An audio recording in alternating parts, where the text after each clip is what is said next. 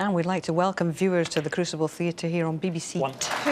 What a superb semi-final we're enjoying between the four-times world champion John Higgins and 16th seed Dave Gilbert, the final session coming to the boil. And for those viewers watching us on BBC One right now, we would now like to invite you to switch over to BBC Two, where we will be following every ball of this semi-final to its conclusion there. 6. So 14 frames apiece. Back to Steve Davis and John Virgo we go.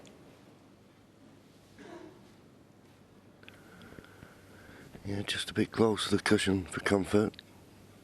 Trying to stun this and develop the black for the same pocket. Made the pot more difficult. Well, shouts have come on Dave, but there's nothing to come on to. I'm not too sure what he's going to do from there, but I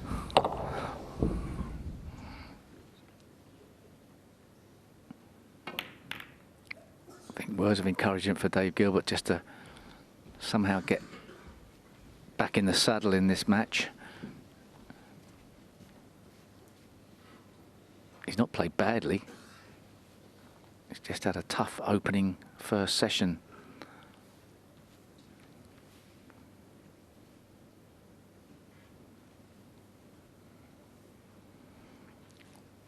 Might get a bit tactical, this one. Don't often see that many matches and many frames these days where all the reds get pushed to the balk area. What's Higgins got in mind here?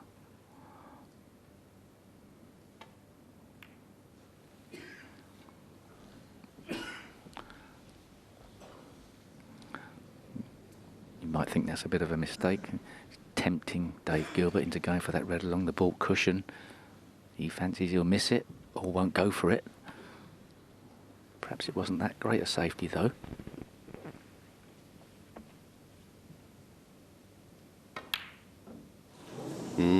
Left in the tempter. But it's run safe. It's run safe. Could quite easily have left that.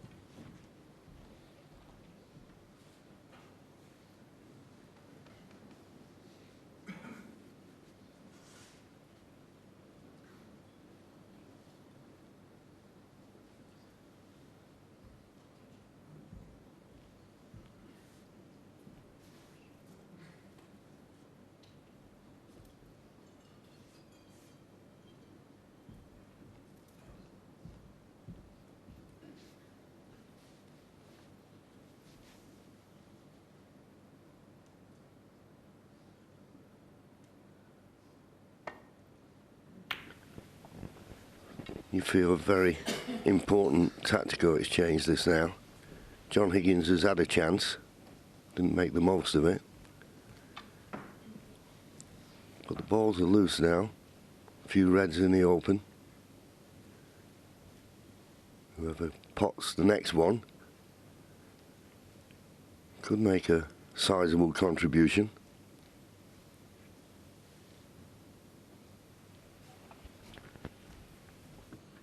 And the black not being on its spot makes a difference to some of the tactical exchanges, I think, as well.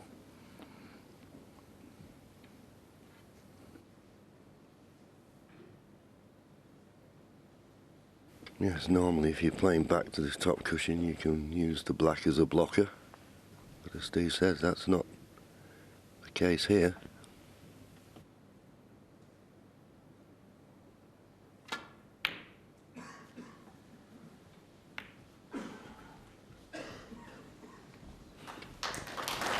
Well, he's got a good cue ball, but no real pressure, you wouldn't have thought, on Dave Gilbert here, particularly with that red in the balk half of the table.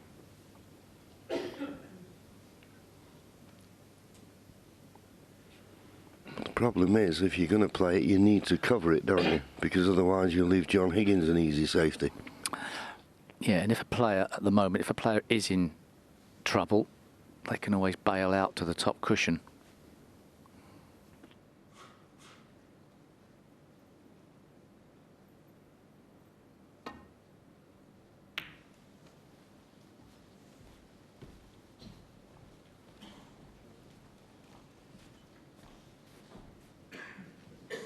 Of course, he'll be a new face to many of our viewers, but he's been around a while. It's Dave Gilbert, 37 years of age, went off the tour, fought his way back onto it.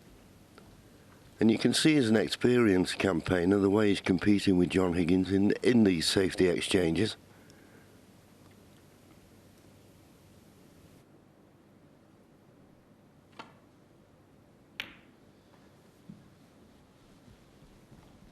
Yeah, very similar campaign, I think, to Stuart Bingham's run to winning the World Championship. A player that looked very much like a journeyman player, all of a sudden finding winning form.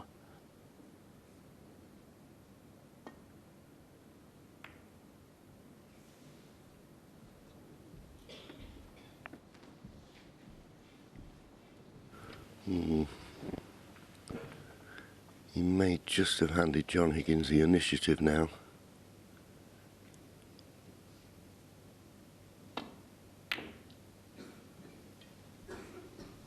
He needs to cover that red that's near the baulk line, and I think he has.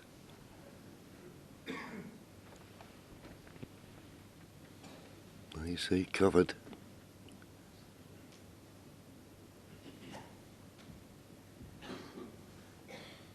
I thought when he played his last safety shot, he should have pushed the red he played past the baulk line, Dave.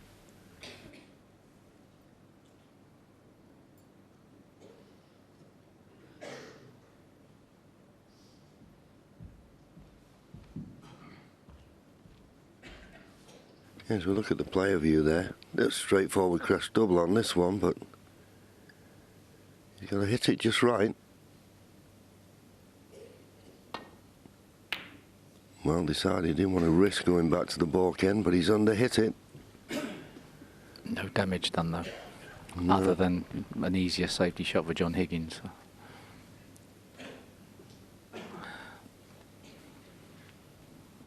Yeah, it's not a surprise in many ways that Dave Gilbert's here. He's in the top 16 by right. I think a lot of his fellow professionals will know what standard he's been playing recently. I think still a surprise to get to the semi-finals. It would tough to predict, and arguably his best chance to win the World Championship this year.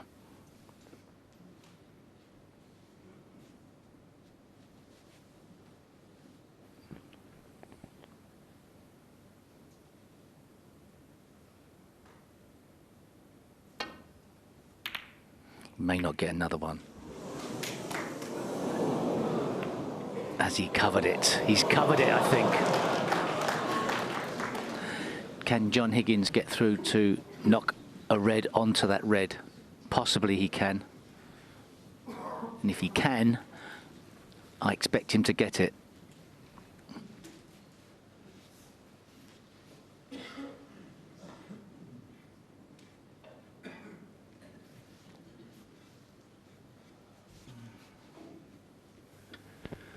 That's the obvious red to play. Gives him a little bit of a room for manoeuvre with the cue ball. And if he hits the red over the pocket, surely it's bound to go in.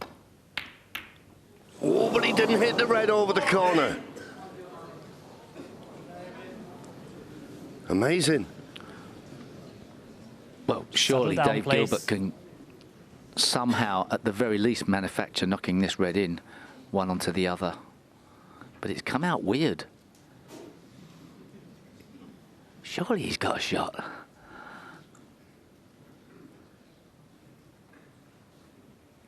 Yeah, he'd like to play the red that's to the left of the black to knock it in, but he can't get that. Oh, Johnny has got away with this. This is ridiculous. Now, surely there's a cut there, Steve. What a nightmare. The one to the left of the cue ball. John Higgins has just said, do you want a re-rack?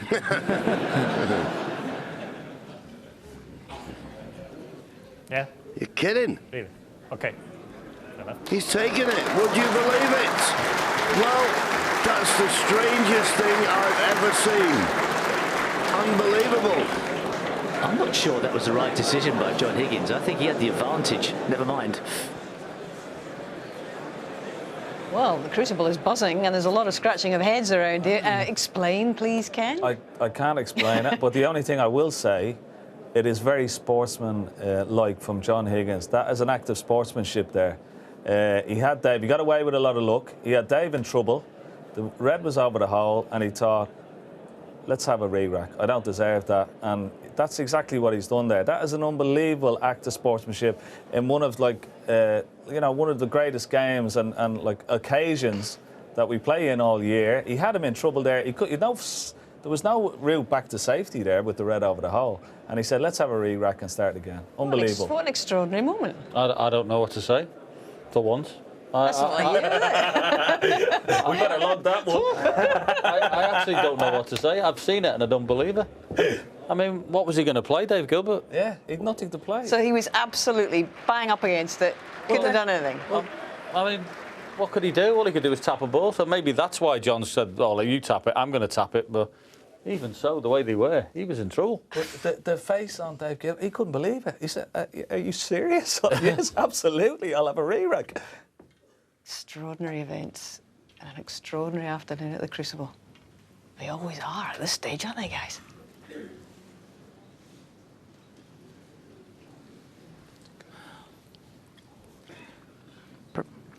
Perhaps John was just bursting to go to the toilet or something. Maybe. I know Dave was ready to break off and he looked and saw that John wasn't in his seat. You can't start without him. Thank you, frame 29, David Gilbert to break.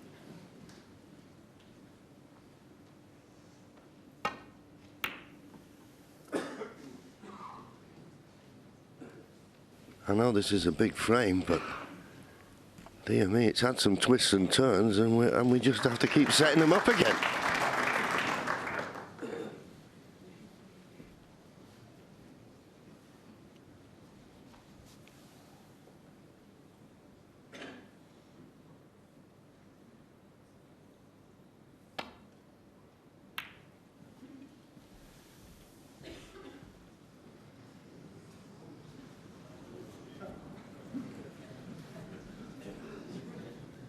Well, he had to bend that with a little bit of right-hand side. That's why the cue ball came off the side and top cushion.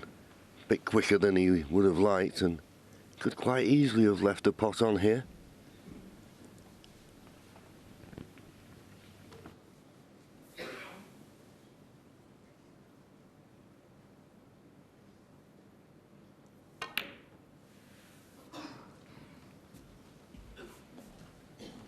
Didn't really threaten the middle pocket there. No, and the thing is, he's played it, and we said the other week, didn't we, that John Higgins is one of the best doublers in the professional game. Every time you play that shot and you don't get the cue ball safe, you're asking for your opponent to play some type of counter punch. He'll play the double if he feels he can't leave anything but the double. But for him, that was a long way away. That was a strange situation at last. I can only assume John Higgins felt that he wasn't going to get an advantage, so it was going to be the tip-tapping about. But Dave Gilbert was in a strange position where he may have not had a good shot on as well. Perhaps it was a missed trip by John Higgins to see how it was going to resolve itself. Anyway, a chance in the green pocket.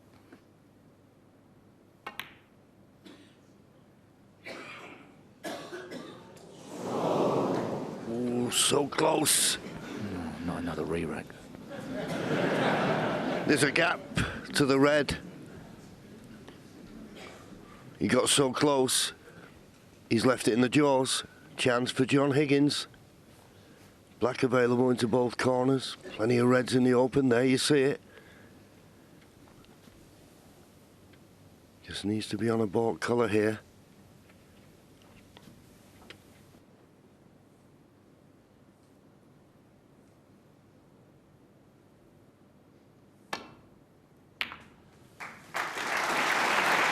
1. Played it well. First chance. Every frame big now. This is a test of your mettle.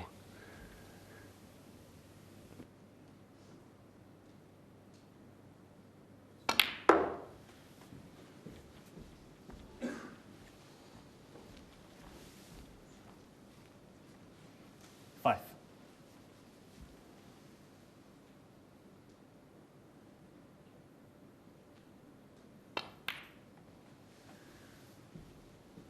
Six. In the right, please. Sure.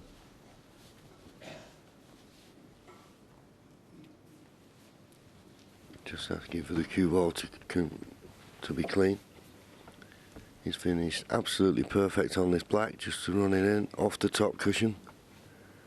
Play for the red just above it to the left for the opposite corner.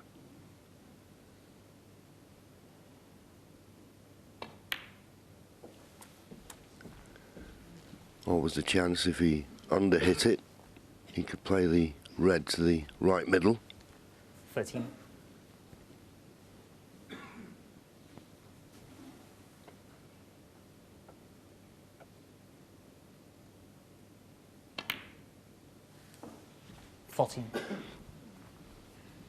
Well, this side of the blue, because there's two reds in the balk end, that's fine, but you sort of have a feeling you'd want to leave them if you ever got the wrong side of the blue. 19. Yeah, the pink's not tight to the red, the apex red, so it's not so easy to open the pack up with the blue. But he's got enough reds in the open, he's got room for manoeuvre.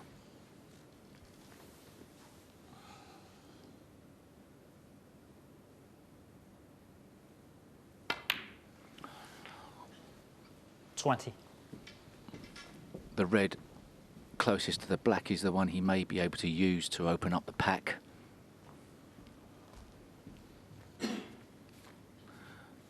He's got a fair amount of options here. Bramble.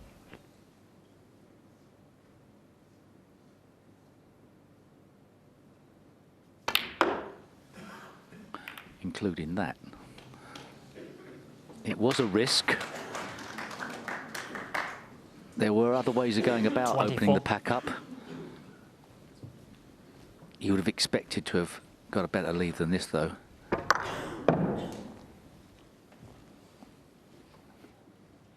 Has been noticeable, though, in this session, this vital session for a place in the final.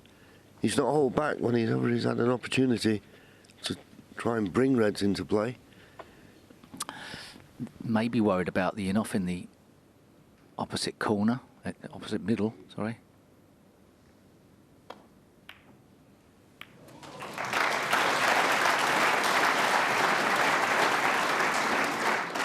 Couldn't control 25. the cue ball, and this is a tough brown.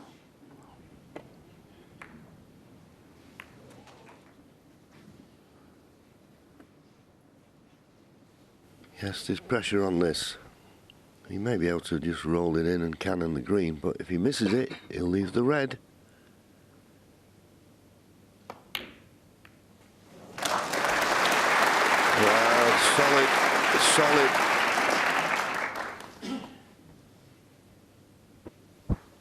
Very missable. Played it well. Doesn't make this any easier, though.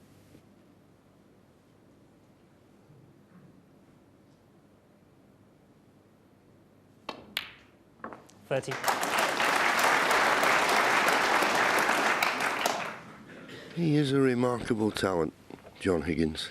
He really is.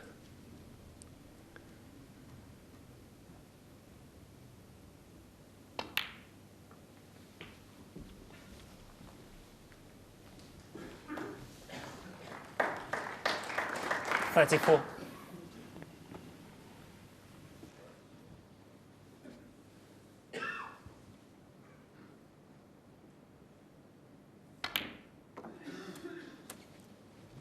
$35.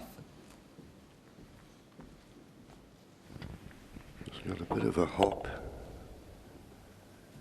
But he's nicely on the blue.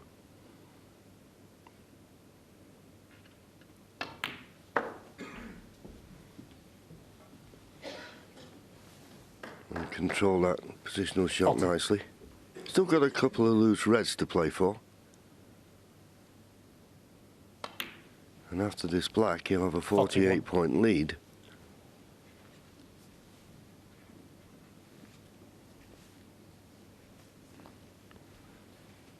But he's going to need 3 of these remaining reds to clinch the frame, so the 2 in the open will not quite be enough. There you see it. With the 17 points required, well, 2 reds, 2 blacks, that's 16. That'll leave him 1 short.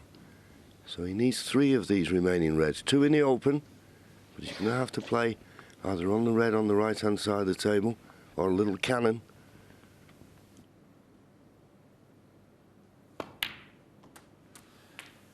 $49.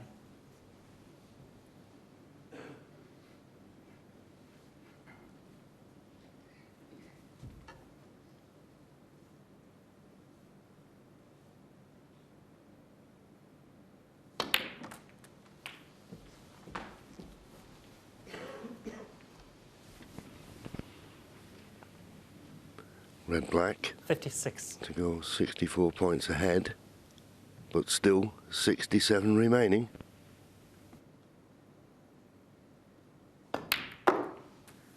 $57. And that's the red release that he needed. Finished perfect on the red. Played the little stun run through. You see all the reds available into the same pocket as the black.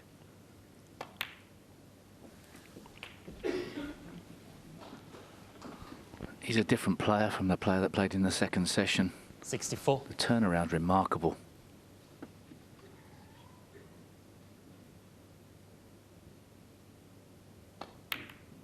Snooker's required. 65. How you would feel the position he's got on the black. No way back to the table for Dave Gilbert.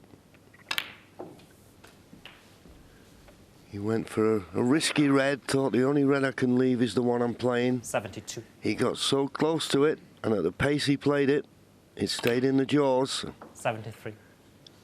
And that one mistake, that one misjudgment, has cost him the frame.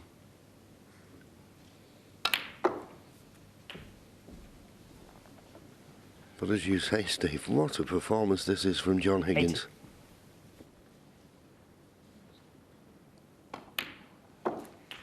81.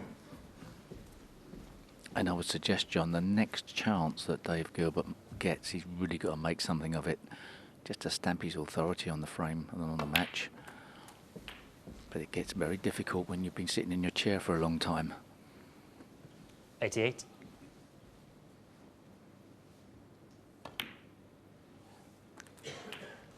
$89.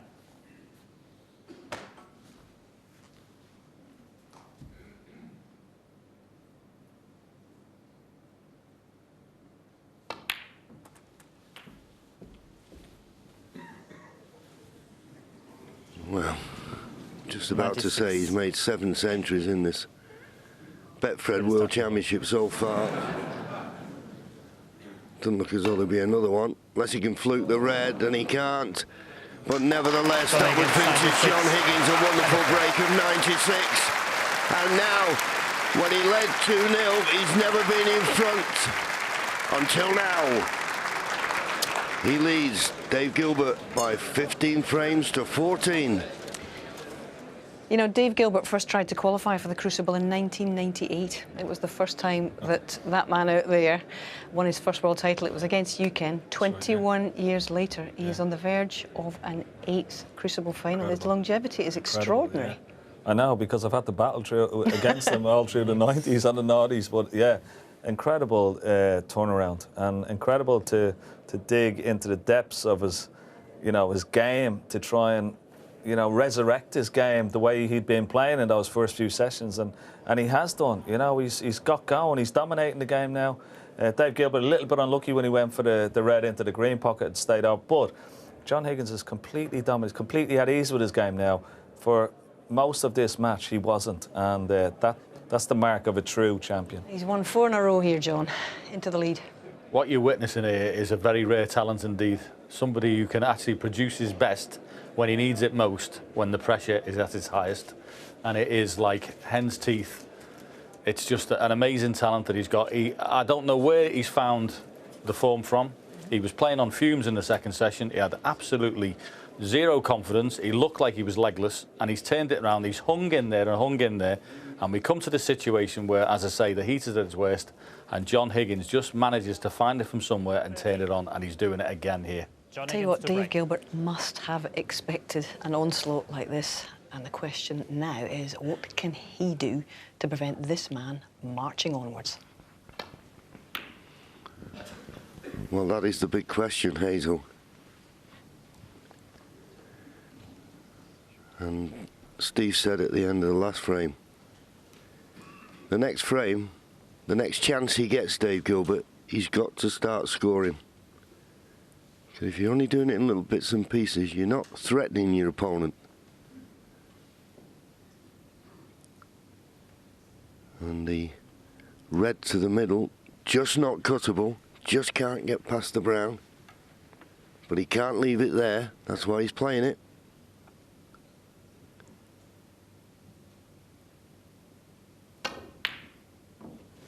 It's okay.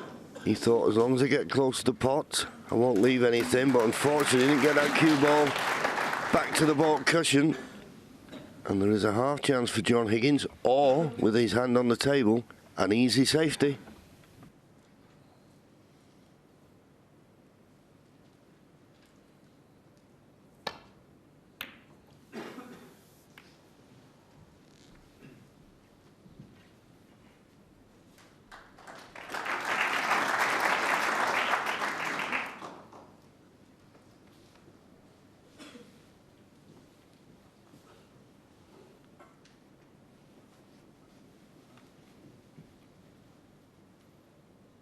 Always got to be careful in these situations. You just don't slide past the pack. Looks like a good line. He's just played it well. Cue ball may have rested back on the red. That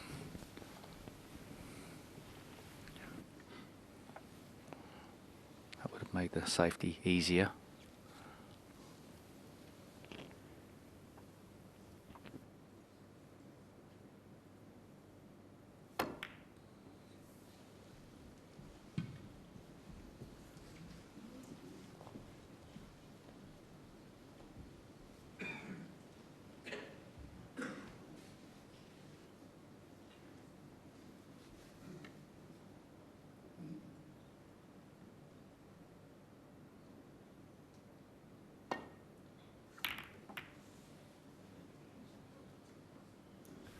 Bit pacey. Is he going to sneak up behind the yellow? Not quite.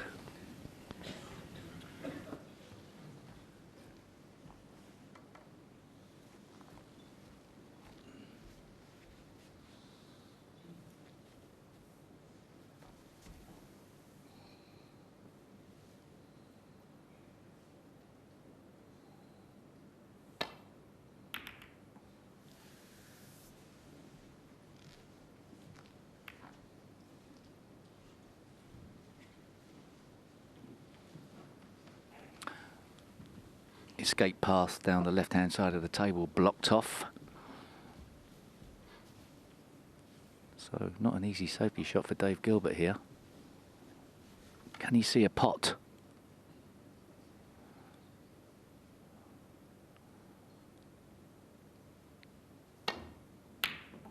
Oh. Well, he hasn't seen many pots of late. He'll be delighted, I think, to see where that cue ball's come out. Huge slice of luck.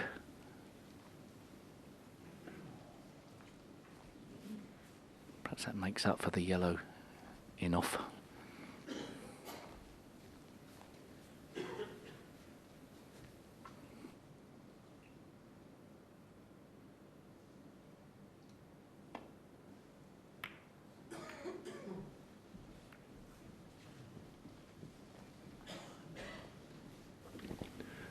No safety shot to the baulk end with that red on the baulk line. He's just looking, pointing there if you could leave the cue ball there and cover that red with the green, but that's asking an awful lot.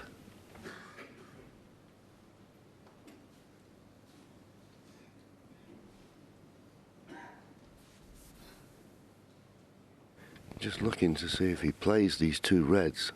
Can they catch the third one thin enough? Make it close to the left middle. But more importantly, he's got to get this cue ball back to the top cushion.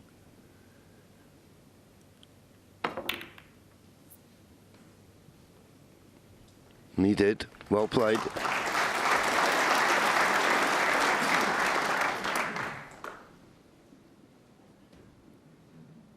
Desperate to get the next chance. But it needs more than one or two good safety shots to trap this man.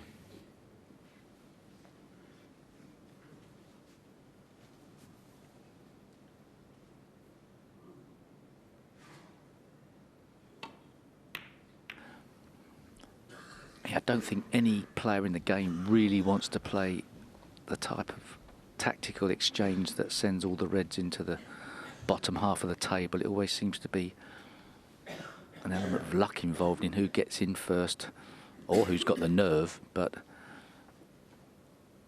sometimes it's unavoidable. Yeah, I know exactly what you're saying. You play these and then all of a sudden you just leave a sniff of a pot and somebody has the nerve to go for it, knocks it in, and then there's not a lot of work to do.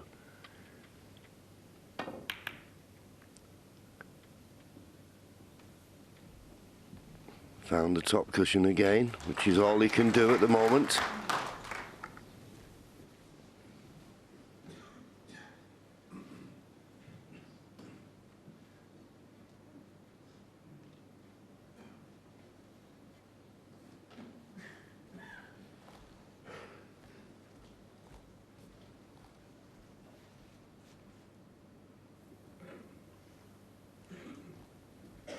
John just checking, putting the cue ball to the right of the yellow, whether that's a safe area.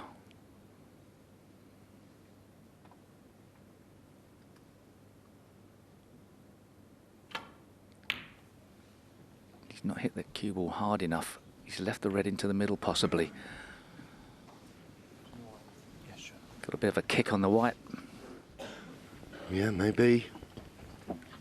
Took the pace out of it.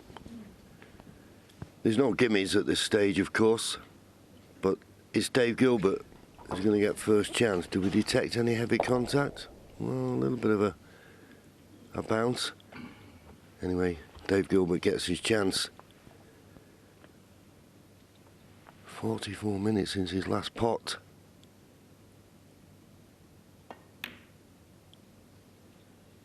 And it's there. And all those things considered, that was a good shot. He's not perfect on the blue, but he's on it. That was a brave pot. Committed to playing on the blue.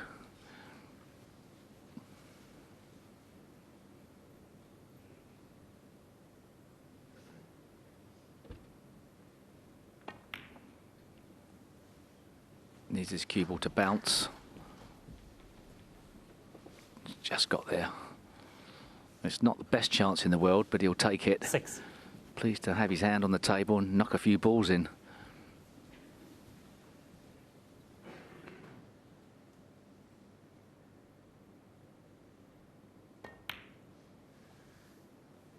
Yes, when you've not potted a ball for 44 minutes, you've been frozen out.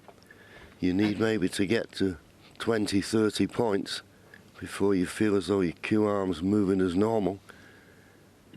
But he's not good on this blue. Wrong side of straight.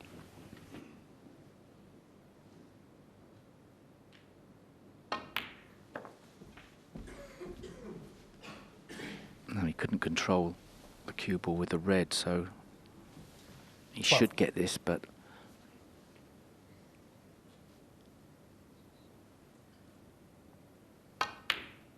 be pleased to see that one go in. 13.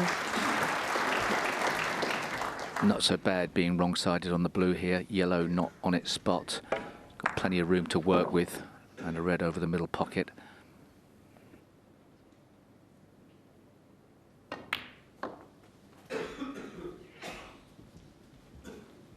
He'd love to be on this red just below the pink. He's got an easy one to the middle, which he may well play. Just get the feeling if he pots this red just below the pink's available.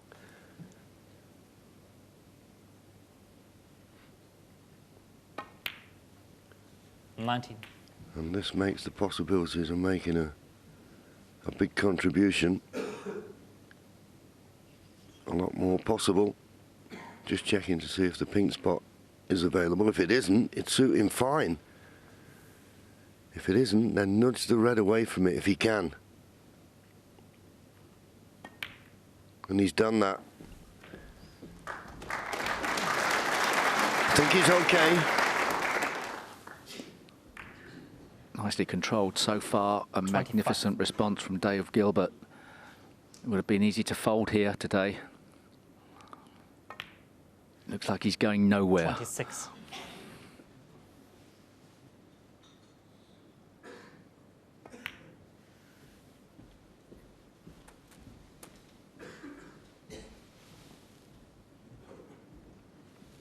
$32. 36 more points required. 33. That equates to 5 more reds needed. Maybe 6, depending on the value of the colours.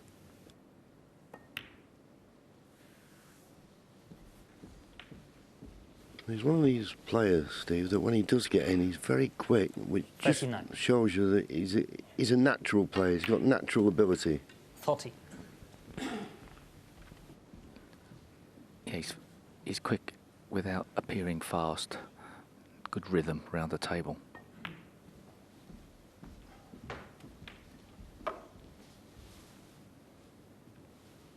$45.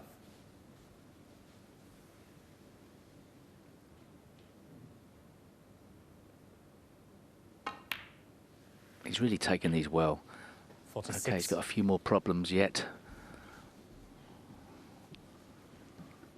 He knew as soon as he hit it, he hadn't got the correct angle on the pink.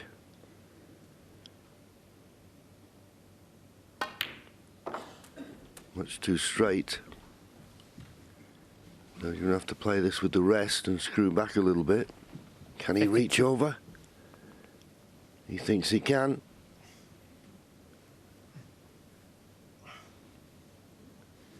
Gotta get comfortable, gotta keep one foot on the floor. I don't think the green's anywhere near him.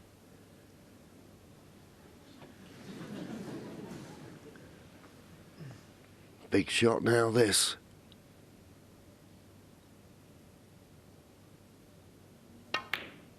Played it nicely. Is he straight on the pink again? I'm looking at his face.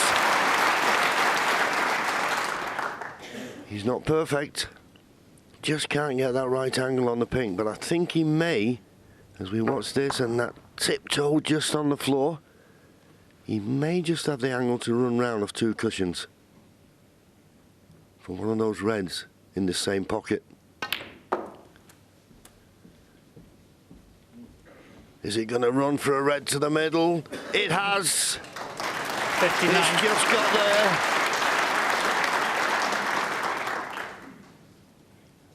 Red colour red required to level at 15 all with a possible 3 to play.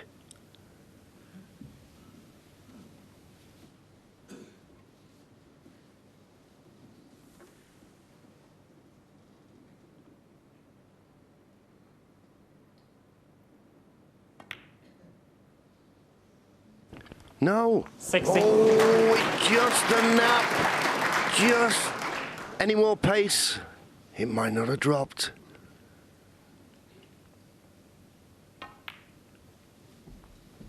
So now just the red needed. Maybe we were 65. fearing the worst for Dave Gilbert, with John Higgins looking like he was coming to form, but what a response. Just that little kick on the safety shot, and Dave Gilbert's pounced.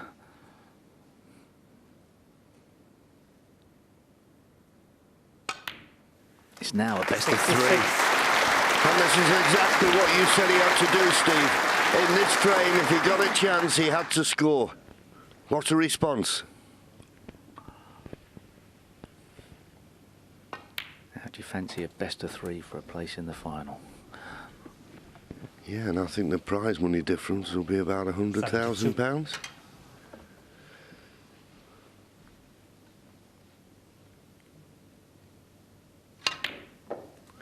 And that will make certain that John Higgins does not come back to the table.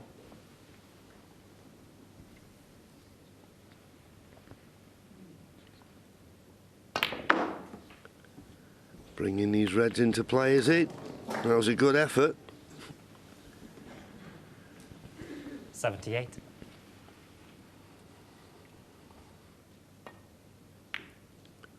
Played the double, but he knows John Higgins will concede, which he does. John Higgins looked to be getting the ascendancy. We thought, has Dave Gilbert got anything left? The Gilbert family does, and he certainly has, judging on that contribution. It's 15-all. Did we ever doubt that we would have a grandstand finish? This is absolutely magnificent, guys.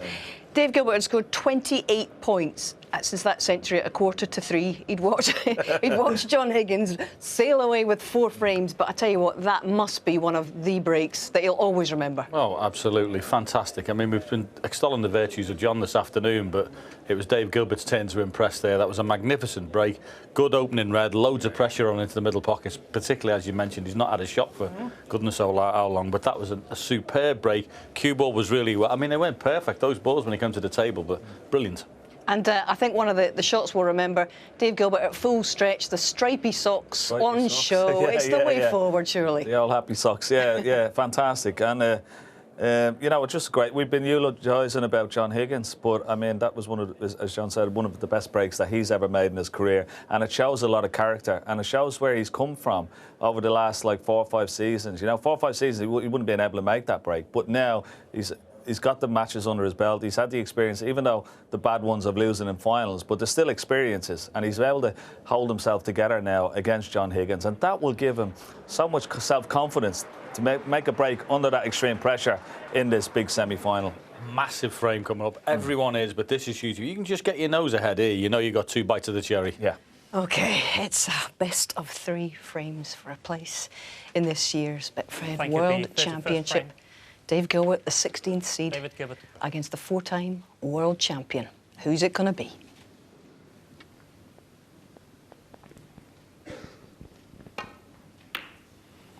One thing you need is a good break off. Caught the end red a little bit thick. Well, that's why he's short of the port cushion. And he's left the red on to the left corner.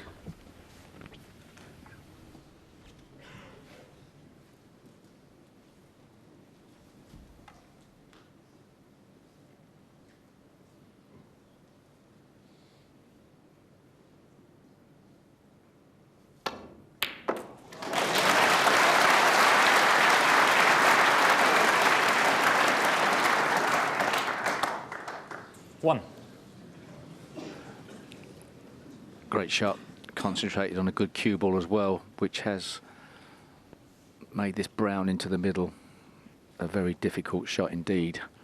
A very brave shot to take it on. Green ball.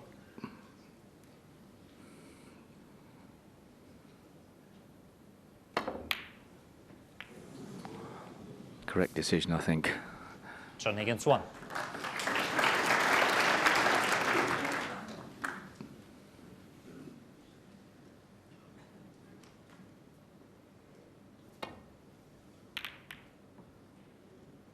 I think the players do take on more of those baulk colours into the middle pockets than ever before, but that was pushing things a bit too far from the baulk cushion, I think, John.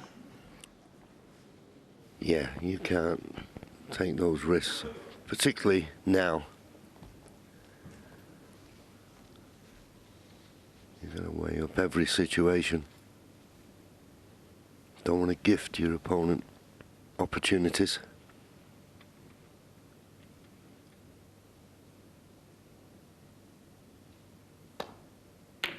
Oh, what a cracker. Absolutely beautifully struck. Black doesn't go, I don't think, to the right corner.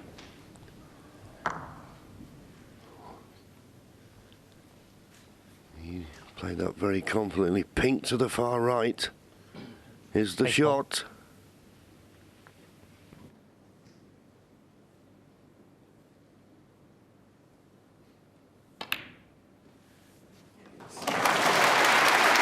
Right in the heart of the pocket. And on the red to the right of the black. And once this is removed, the black becomes available into both corners. Decent chance.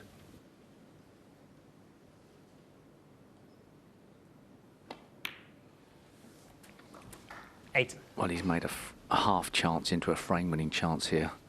A clever opening red.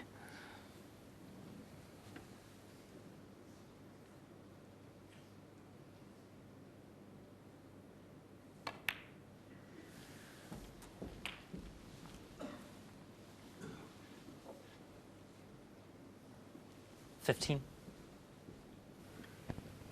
Straighter on this red would have been better, but well, he was able to run 16. past that open red, and if he's got a nice angle, he may decide to go and play the cannon into the cluster here. Play it with pace. That open red, he could develop it towards the other corner. That's what he's done. Wow, you just think that nothing could go wrong, but Yeah. 23. it's awkward. He couldn't guarantee the kiss on that red that he started to promote towards the left corner. He'll have to settle for this. The pot's not unrealistic. The positional play is a little bit more difficult.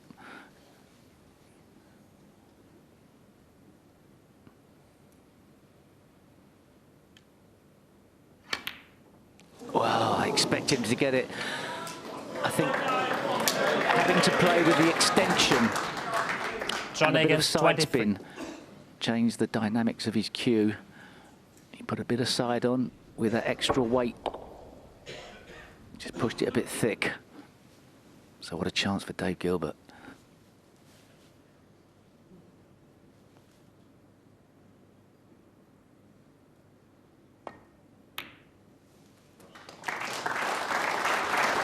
One. Not in the middle of the pocket, which took a little bit of pace out of the cue ball. But he's okay.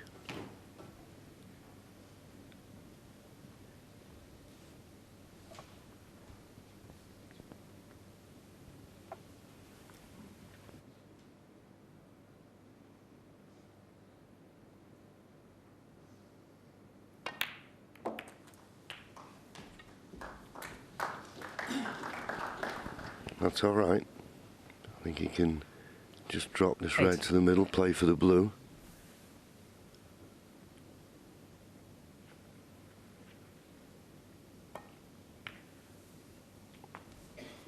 Nine. All the reds he needs are out in the open. And we usually say at this stage, Steve, it's just a case of holding yourself together, but easier said than done in these circumstances. 14.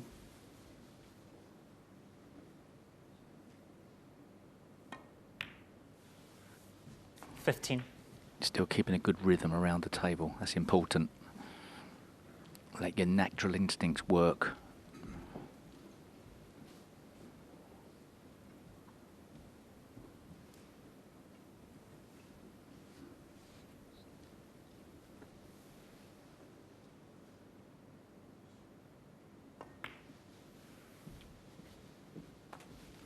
Nicely judged. 20. He's got a great touch around the top of the table. Kick. Yeah. 21. Okay, he's on the black, but he wanted to be a bit straighter. Yeah, you saw that little bounce, didn't you?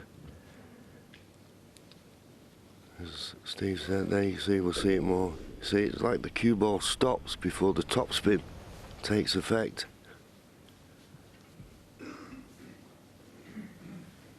It's black to take the lead by 4 points.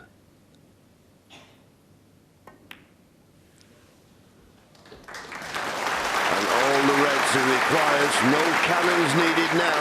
As he pots 48. one, he'll make space for another 40 points needed, which 29. would equate to 5 reds, 5 blacks. If he can stay on the black, he's not looked at the scoreboard yet. 36.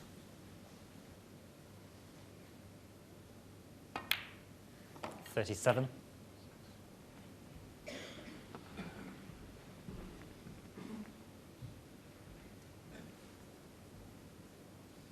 3 reds in the middle of the table just seem to be covering one another.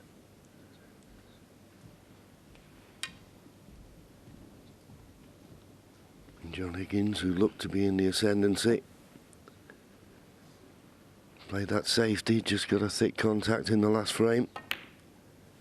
And Dave Gilbert got back in his stride, but that cue ball needs to run. Oh, do you know, he's on this red in the middle pocket. Maybe he should have played for that red into the opposite middle first. I think he's okay. I think he's okay. Yeah. 45. Yeah, it was one of those. If he'd have finished bolt straight on it, he'd have had nowhere to go.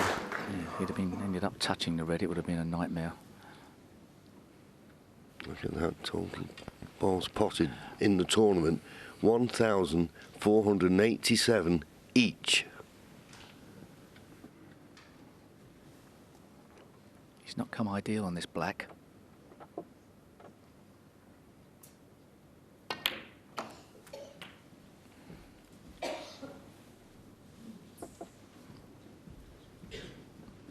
And he's not come ideal on the red. That was a strange way to play it for me. I thought he could have stunned off the top cushion, played for the red to the right middle. When the red cuts into the right corner, a bit more pace on the cue ball, going away down the table.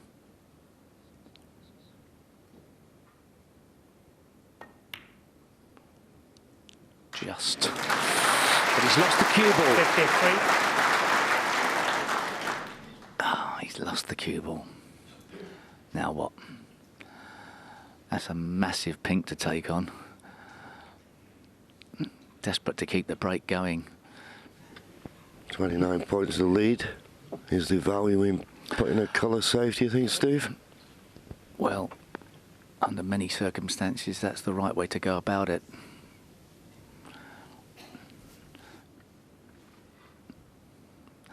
It's a good time to just have a little beat and think. You don't have to go for the pink.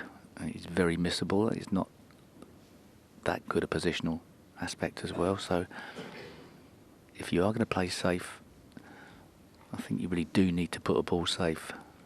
But which one and where? It's not easy to, actually.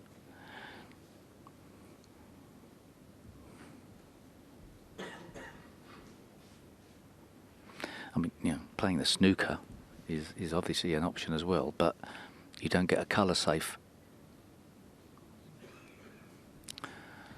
Is there any way of putting the green safe past the middle pocket? Don't know. Just did he set up for the pink there for a fraction of a second?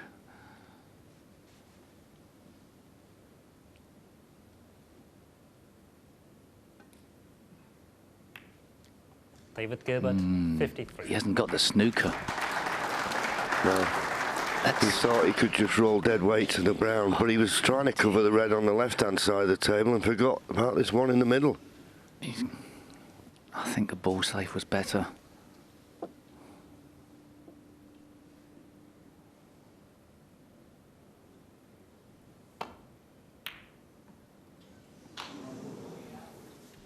Well, he's not been immediately punished, but all balls are in the open, so the counter-attack's still on for John Higgins. Yeah, and it could have been a thought in his mind. If he could hit the brown, he could play it off the side cushion, tight to the baulk cushion as an insurance. He may have been able to have doubled the yellow onto the baulk cushion right in the middle. It's tough to see if he didn't have the same angle as He did.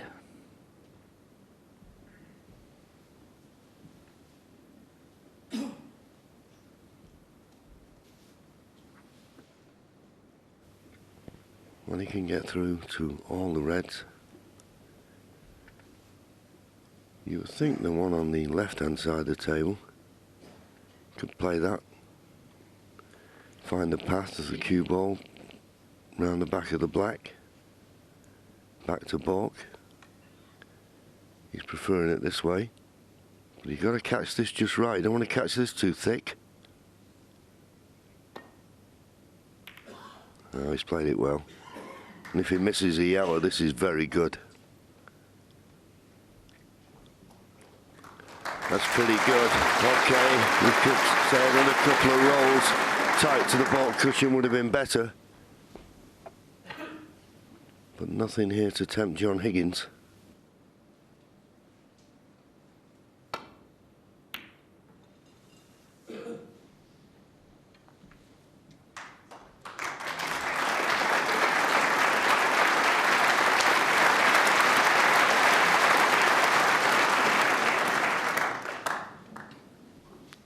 This is a very dangerous safety shot to take on to try and get back to balk. He may even have to try and flick off a red thin and play to the black cushion. Just sort of lay on the red and send the cue ball towards the black. Side cushion perhaps. Tough.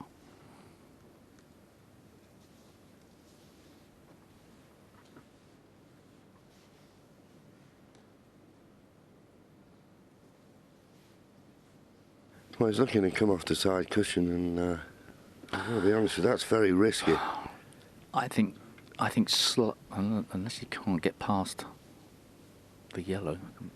There, you can't get past the yellow. My apologies completely there. You can't even get to the right-hand side of the reds. How about that for an idea? Okay. Okay. It's tough. Yeah, yeah. He's got the line as long as he catches a red thin enough. It's what he's played. Great effort. Fantastic effort. He never knew where the red was going. Oh. Just too hard.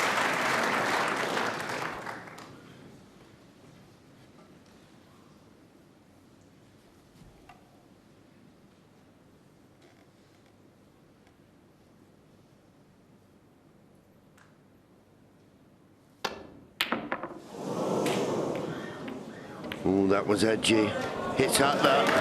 He hit at that. There was nothing smooth about that stroke. Well, advantage Dave Gilbert. Massive advantage. I didn't suspect he was going to be the first one to get to 16, but he's got a great chance now.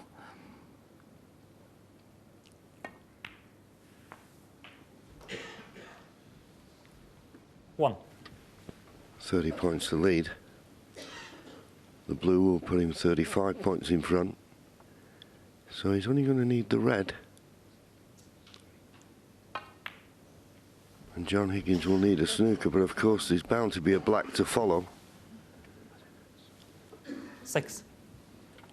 Make certain of this red and black for me.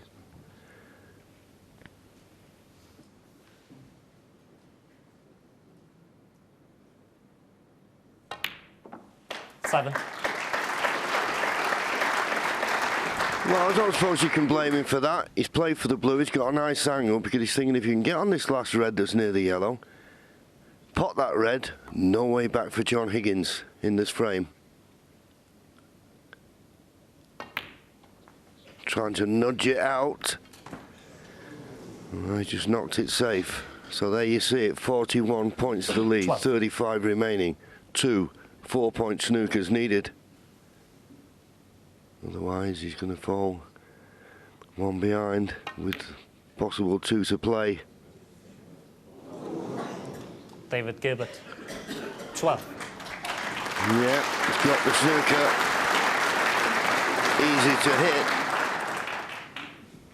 But John Higgins has got to get it safe.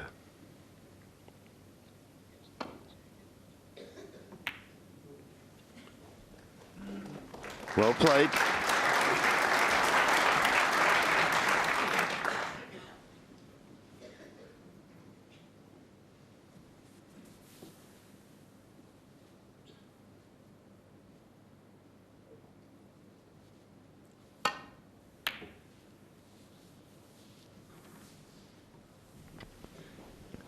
Just a bit pacey. I don't know whether John can send this red up and down the table and try and get this cue ball off 2 cushions behind the black. That's what he's tried. Oh, but now he's moved the black. Well, in a way, that could help. The black being near a cushion. If he gets a chance to play a snooker behind that black, it could be a telling one.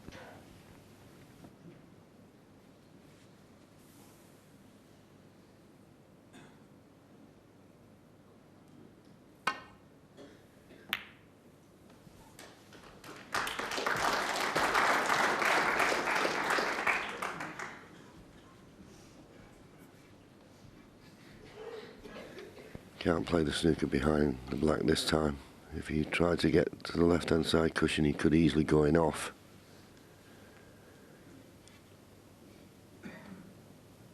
"41 points behind. If he potted a red and a pink, he'd go 34 points behind. So it's still 2 4-point snookers. I only say that because he's just in this red very thin to try and avoid it, but he's played it pretty well. And now the pink has gone near the brown. There's another possibility, but chance for Dave Gilbert to play the snooker behind the black here.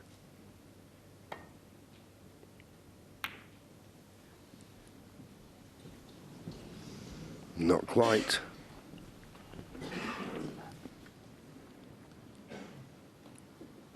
It's getting a little bit harder for John Higgins now.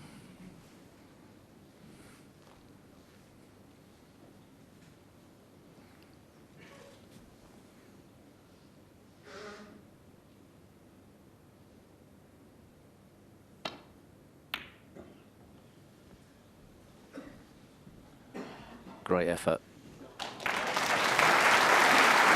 Marvellous shot. Not that difficult to judge off the top cushion. If he can get to the top cushion, Steve.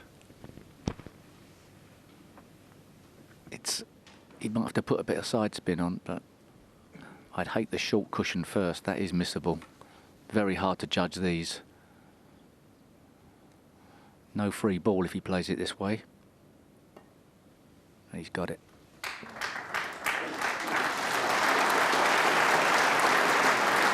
You won't expect John Higgins to give up without a fight, but the pink's out of commission now for him. Black's not easy, so he may be looking at 3 snookers required. He won't be potting this red in a hurry, that's for certain. Chance to stun him behind the black here, though.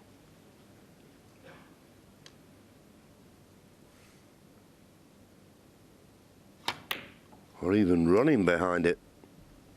Just too hard.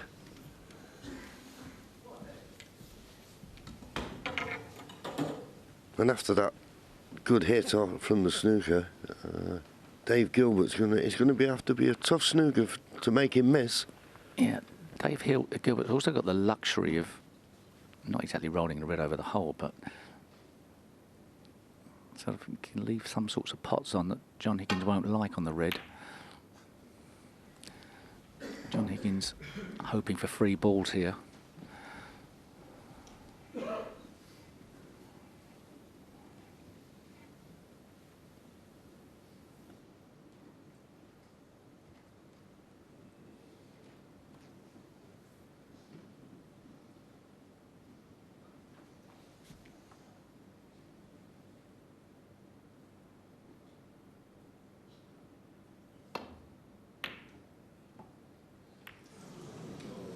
Double kiss and the cue ball goes in the middle. David Well, Gilbert, would you believe it? So what slender chance John Higgins had of winning this frame, you feel is gone now? 45 the difference, 35 remaining, 3 snookers needed.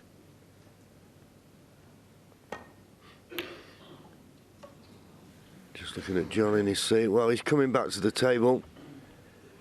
He probably feels the way the brown and pink are and that black near the side cushion, yellow and green in a line, that snookers are possible. He's definitely looking at the free ball as the only way of getting back into this frame. Good effort. This looks good. This looks absolutely perfect.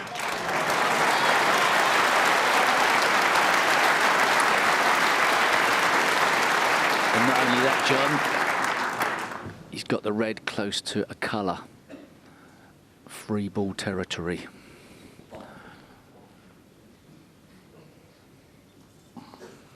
I think Dave Gilbert a little bit too cute to fall for that one. Well, he's got to be careful in a way, because that pink's close enough to the red that there's sort of like some weird free balls on from sort of the brown spot. That is a free ball from the brown spot.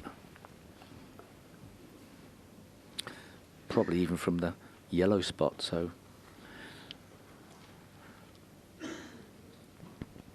Playing it off too clean. Just got to avoid the middle pocket here.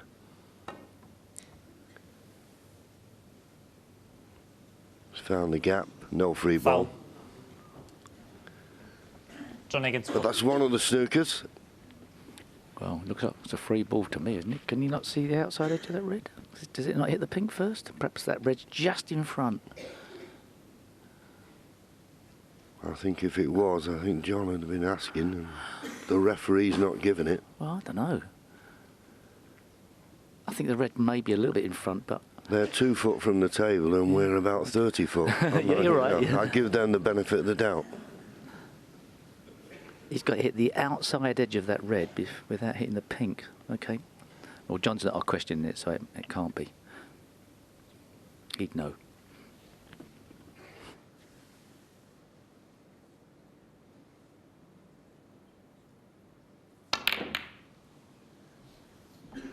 Well, he tried to send the red away by hitting it into the brown, but he misjudged it. He didn't know where the red was going to go anyway. And that could be end of frame if Dave Gilbert can drop this red to the right middle.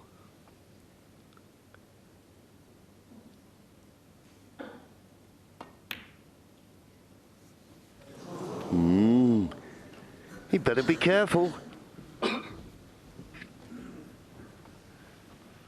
Back to 41 the difference, 35 remaining. But as Steve has mentioned, if he can get the snooker and a free ball, one snooker would do it.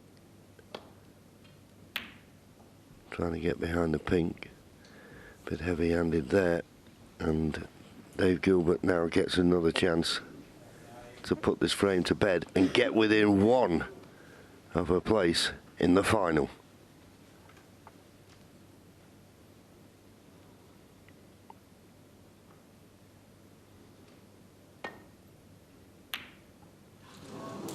Airing on the side of it, and it too thick because he didn't want that cue ball running loose. But as I say, it's not beyond the realms of possibility, particularly when you've got snookering balls near cushions, as we saw with the black, when John managed to get in behind the black. The double kiss has ruined that one. Now this time, Dave Gilbert can go for this red full-blooded. A couple of thin cuts he's refused.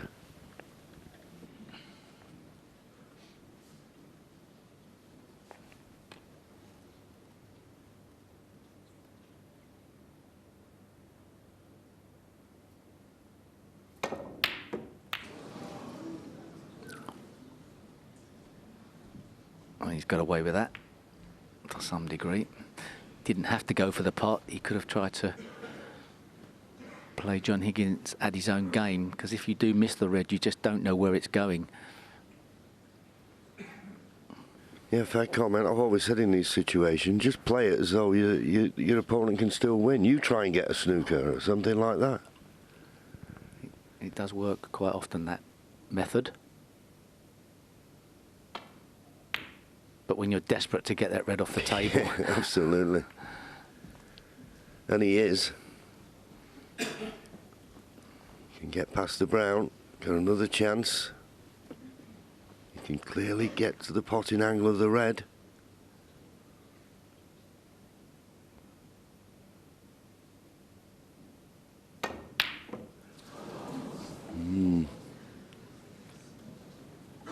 Where's this red going? Has he got a snooker back? It's not far away.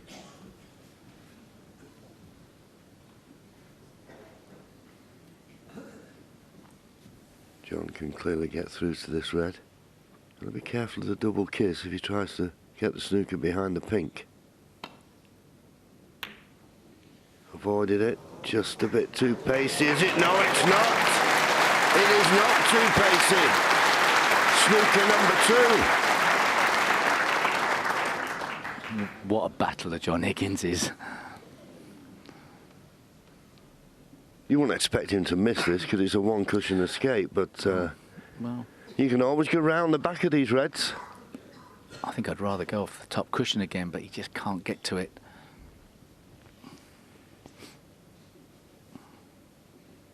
He's got a big area here. Should hit this. Yeah, you wouldn't expect him to miss it, but as I said, there's always room round the back of these reds. No, good hit. At this level, if you leave a one cushion escape, apart from the first one, where he was hitting the short cushion, which I thought was a tremendous hit. Obviously, the one where he was behind the black, he's trying to come off 2 cushions.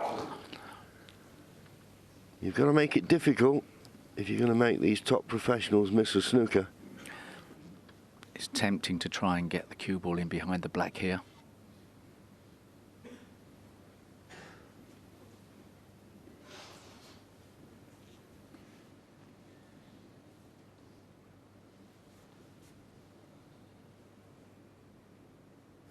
Well, that's the shot Steve was thinking of, but he's going the other way.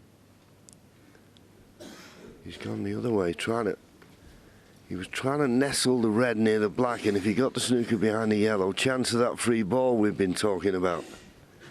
That's why he played the other way.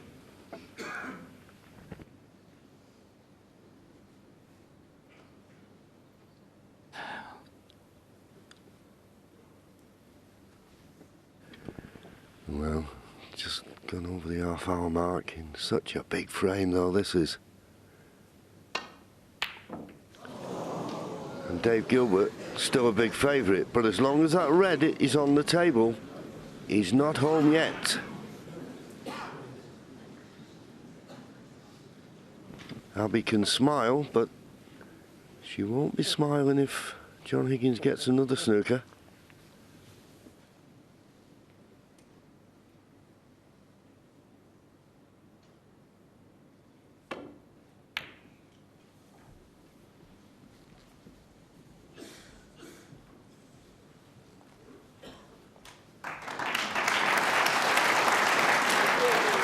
There you see, got the snooker.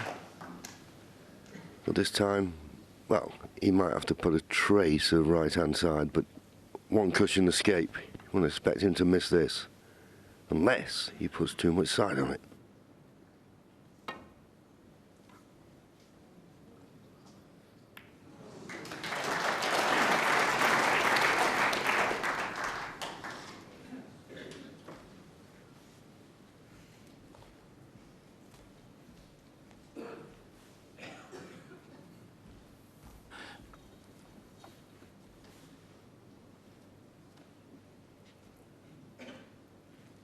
Just had a quick look there, see if he can get past the blue and try and get his cue ball tight in behind the pink. Obviously think it was on, so play the snooker behind the black. And once again, you see, as Steve said before, when you play into the short cushion, it's always a little bit more difficult to judge. He's playing it off 2 cushions.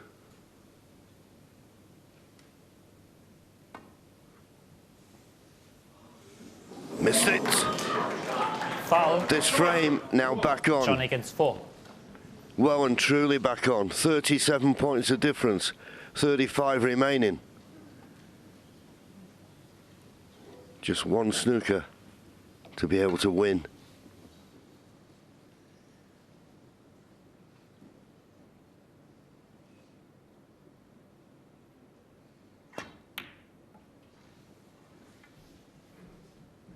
Oh, what a fantastic rearguard action John Higgins is playing here. He's still got work to do to win the frame, but Dave Gilbert must be just desperate to get this frame over and done with.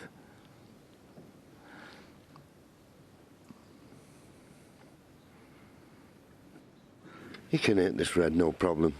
Slight swerve, he'd hit it fuller. He can't play the cut. The cut's too dangerous. Cue ball running loose, could go in off.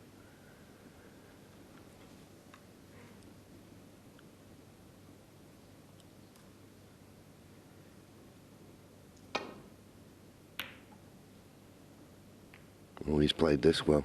He's played this well. What a good shot this is. Not quite got the snooker.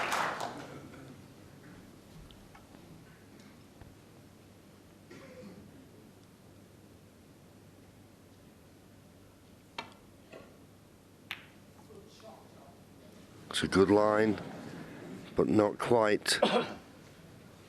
He had the speed. If he'd have just run past the pink, it'd have been perfect, but... Oh, a nasty position. Yeah, referee Marcel Eckhart. I'll be watching this closely, and so will Dave, striking down deeper than he would normally. Doesn't want to touch the pink.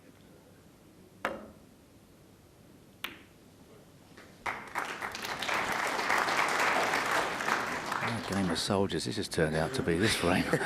Wow. And I think if John Higgins gets an opportunity at any time where he feels he can pop the red and get on the cover he needs, he may play it, because he doesn't need a free ball anymore. There's no need to keep this red on the table. Not saying this is the time, because it's a bit too thin.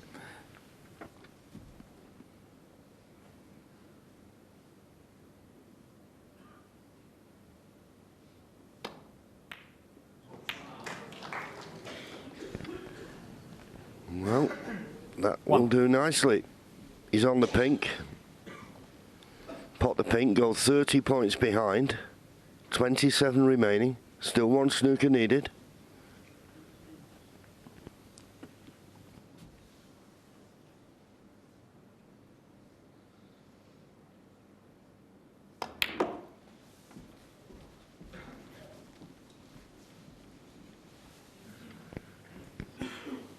Seven. There you see it now. 1 4-point snooker required.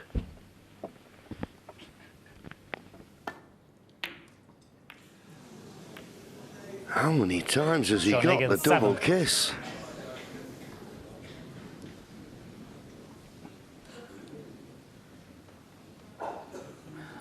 Well, it's a very thin snick into the left middle.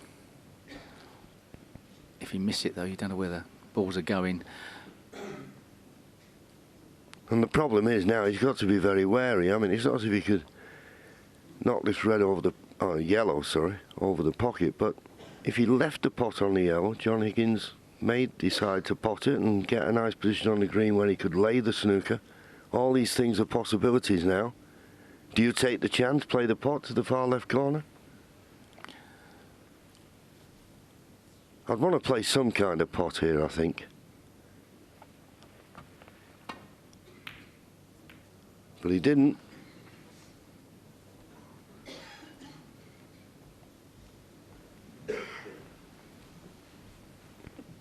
What a frame.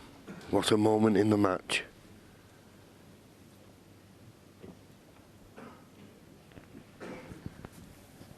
Coming up to 37 minutes now.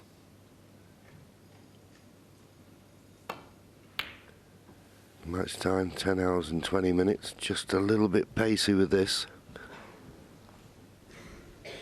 But every time that cue ball goes near a colour, Dave Gilbert will be taking deep breaths because he knows a player like John Higgins needing just one snooker, you're not out of the woods.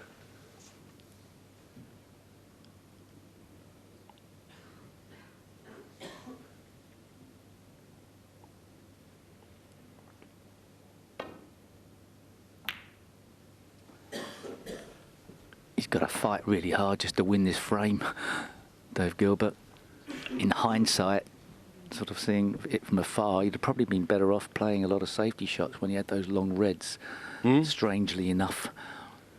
As you say, he was just desperate to knock it in and get the frame over.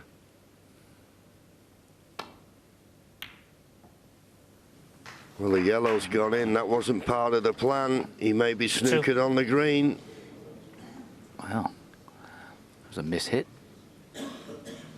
Yeah, just hit it a little bit. He's lucky to be able to see the green, I think. Yeah, there is a gap. There's always a gap.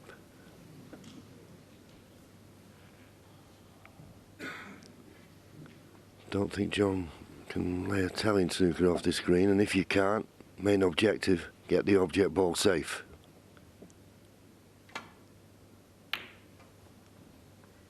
And that's exactly what he did. John Higgins. If it's safe, you're going to get another opportunity.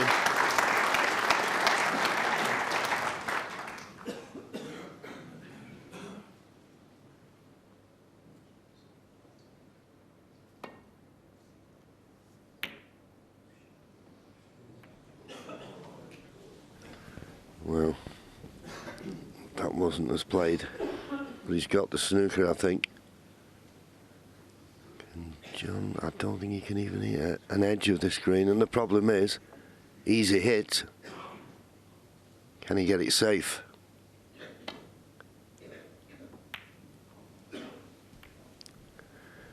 And the answer is no. So here's Dave Gilbert's chance. This green will clinch it, but he knows that.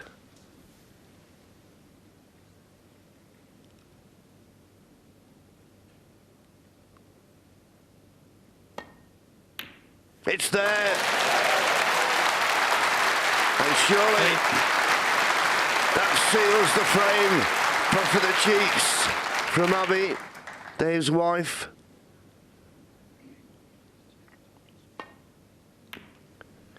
And that brown will now mean no way back to the table from John Higgins. And Dave Gilbert will be within one frame of a place in the Betfred World Championship final. Doesn't matter about that. John Higgins concedes. Well, he tried everything there, John. 3 snookers he needed at one time. He looked as though he could do it. I'm very relieved. Dave Gilbert, both players leaving the arena. 16-15 he leads. Wow, it really is very tense here. And if you are waiting for the next scheduled programme, which is Your Home Made Perfect, it's the perfect end to this semi-final that we're going to stay with for now. I'm sure you will understand why. But I tell you what, we're learning a lot about Dave Gilbert. I don't know how you're bearing up at home, but how's he bearing up, would you say? Well, it was a good frame for him. He's been put through the ringer, though, it has to be said, and John made him fight for that frame. And that, from a positive point of view, John did quite well there to string out that frame, and he had some chances to win it. But Dave Gilbert would be very relieved to get that out. I must say, I'm so impressed with Dave Gilbert. The onslaught from John Higgins earlier on in this session, and for Dave Gilbert to hold himself together, to keep his bottle, keep his nerve, and keep to the cue action, the tempo, the pace around the table. You know, it's fantastic. Great to watch. In what is the longest match of his life. It's his first time with it, this best of 33 frames in the semi-final here. I mean, he's coming out with enormous credit. Whatever happens, but of course he wants to win, but he's now got the 2 bites of the cherry. He's got 2 frames left where he can have a chance to get to that final. But what I like about him is he's not standing there and taking extra time or making it more difficult. He's kept that free flowing. When he's been amongst the balls, if anything, he's actually speeded up slightly. He's not overthinking anything. He's trying to play it just like it's the first frame of the match.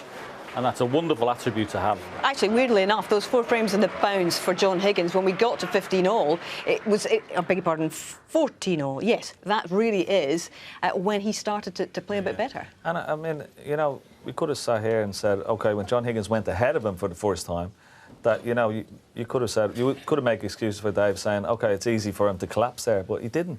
You know, he stood to the task, and he's played remarkably well, and it's still in the balance, this match. You know, he has a slight advantage, but John Higgins, you showed what a great champion he is. Could have stole that frame, but yeah, it's still well within the balance. It's been a fantastic match. It's been a fantastic match, I must say, and I'm sure everybody really engrossed in it wherever you are watching it. But you guys in the studio know, and so does this man out there, how difficult it is to cross the line in this semi-final with so much riding on it. Absolutely it is, and he's just, as I say, he's going to be praying for a decent chance in the next frame just to get over the line, and hope if he doesn't get one in the next one, he gets one in the last. He just needs a really good chance, because he still looks like he's cueing well. He still looks like he's going to score.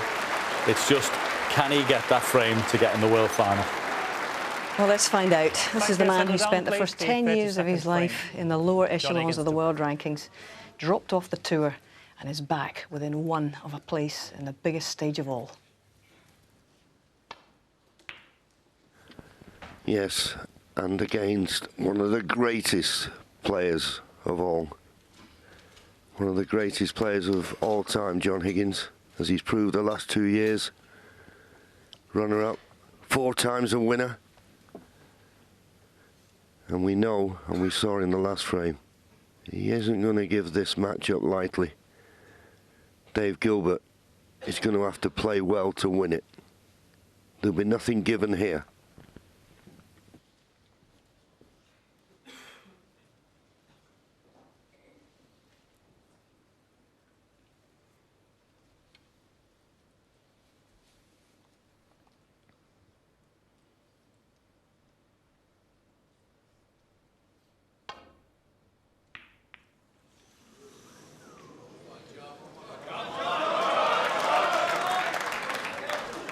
Very high tariff on that safety shot.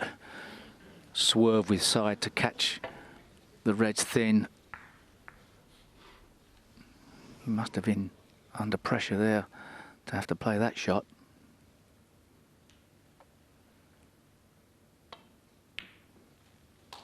One. Couldn't get the correct side of the blue. So a bit of work to do. Screwing in between brown and yellow with left-hand spin for a red into the right corner.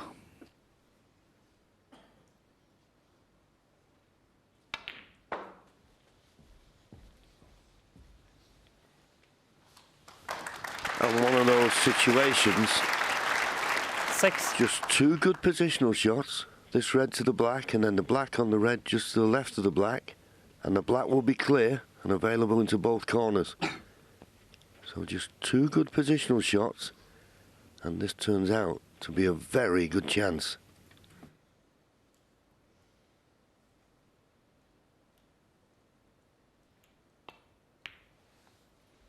Seven.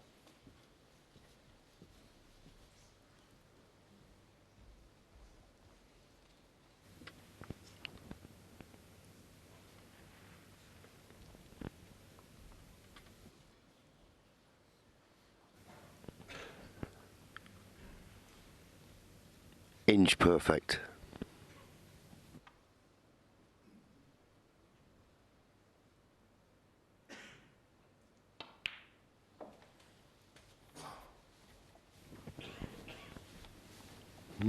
Sorry. I'm so sorry. What? Yeah, I touched it. My ball marker touched the red. We need to clarify that. What has happened there? Sorry. Can we have Let's have a look here. The referee's. Oh, he dropped his ball marker. Slipped out of that gloved hand. The thing is, John was playing to hold the black spot. Now, he won't be bothered. There's no other spot for the black. It goes close to the spot as it can in a direct line. And he'd get on the red to the right corner and clear the black, which is obviously stopping it going in. Meanwhile, the referee is getting concerned, but they didn't move that far, so... TV picture maybe, where it's probably clearer. This is the last thing, though, that John Higgins needed. That's where they were. That's where they are now. That's perfect. Just don't make a fuss of it. Yeah. We need to get on with the frame. It is fine, yeah. Okay. Fortunately, the cue ball never moved. Exactly. And no matter where he puts the black, John Higgins will be on this red.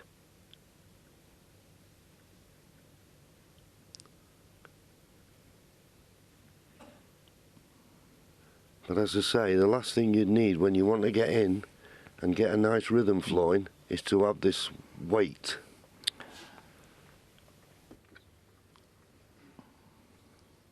Actually, no real damage done other than the time taken, but 14. I am sorry. John Higgins won't mind. He's focused.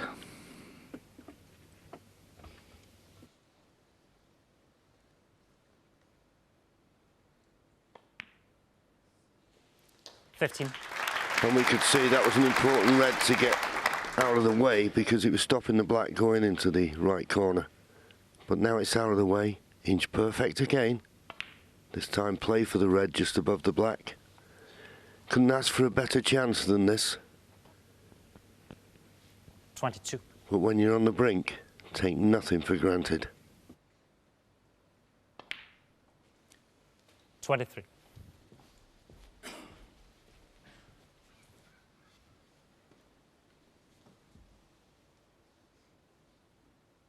Just a little stun through the gap here. He's not caught the red as full as he would like. It's gone wrong. He's on a red. But work to do. He played to cannon that red full in the face. Just got into it too much. He's got a red to the right corner. But as I say, work to do with the cue ball now. You might be able to screw across the face of the first red and line it up for the black in the same pocket.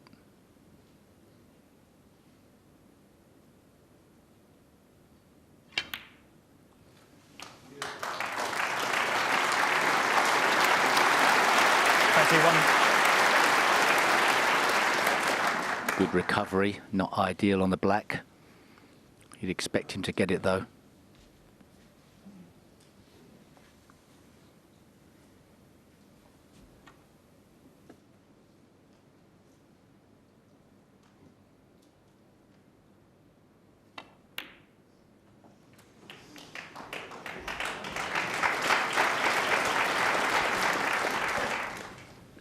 He's okay. 38. But this red to the corner needs good cueing. I don't know whether you can stun it or you can run through it. If he runs through, he's got to avoid the red near the top cushion. If he tries to stun for the black in the same pocket, he's got to judge it on and off the cushion. 39. Played it perfectly. Back in prime position.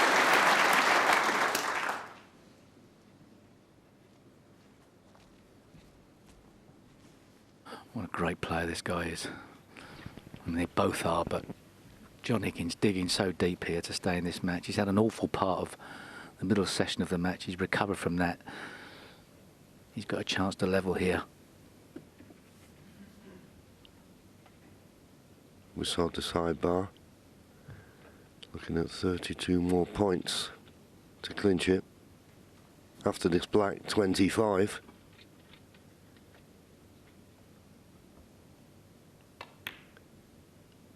So he'll need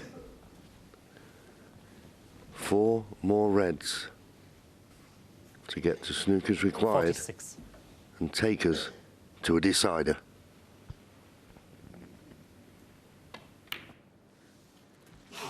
$47.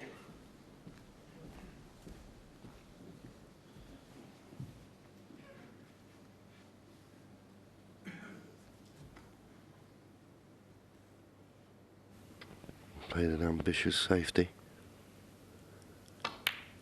which left this chance.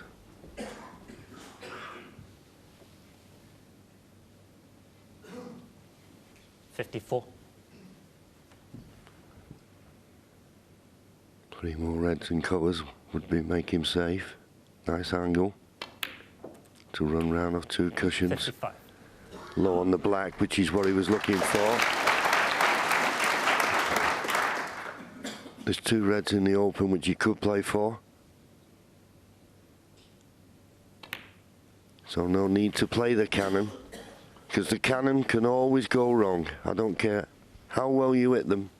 62. You trust a little bit to luck. He knows these 2 reds will leave Dave Gilbert needing a snooker. 63. Oh, what a fantastic response from John Higgins.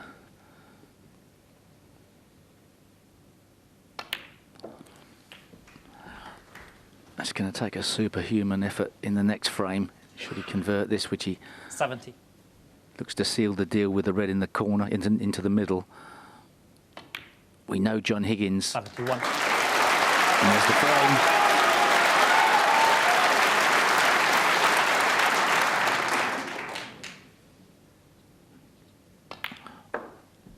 We know John Higgins is up for the fight. 76. Can Dave Gilbert hold himself together? Whoever gets the first chance in the next frame. That's what it's all about now. Absolutely. I mean, the standard of break building under the utmost pressure from both players. OK, we've not had the run of centuries, but they're only just a couple of pots away from making hundreds with these visits. Absolutely fantastic snooker. And a credit to both players.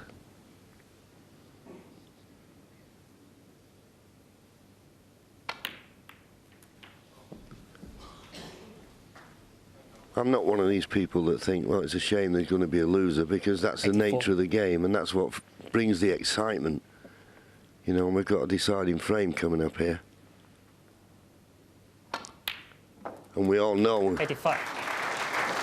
33 frames, someone's going to get to 17.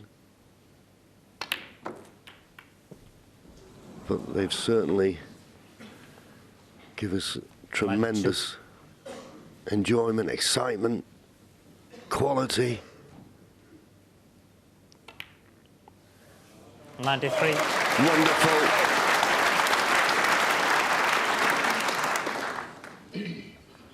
And a chance now for John Higgins' 8th century of this year's Betfred World Championship.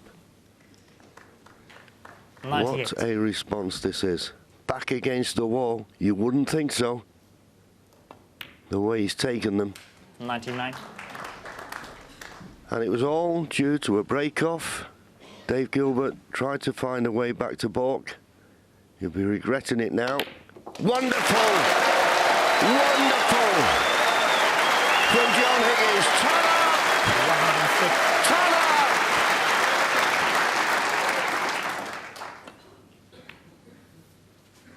$107. Well, folks, we've got a cliffhanger to come.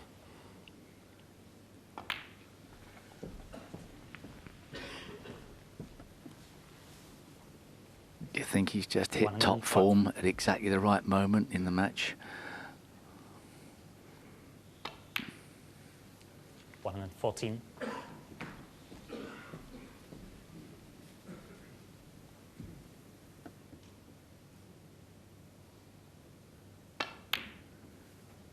$117. Well, they do say when the going gets tough, the tough get going.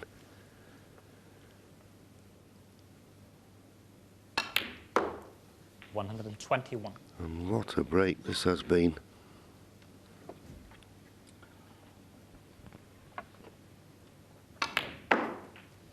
$126.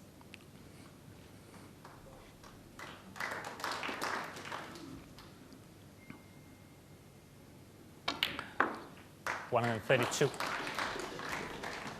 Don't put the kettle on. The break-off's important, I'm guaranteeing it. Tremendous performance by John Higgins. Fantastic to level at 16-all. One frame, a best of one for a place in the final.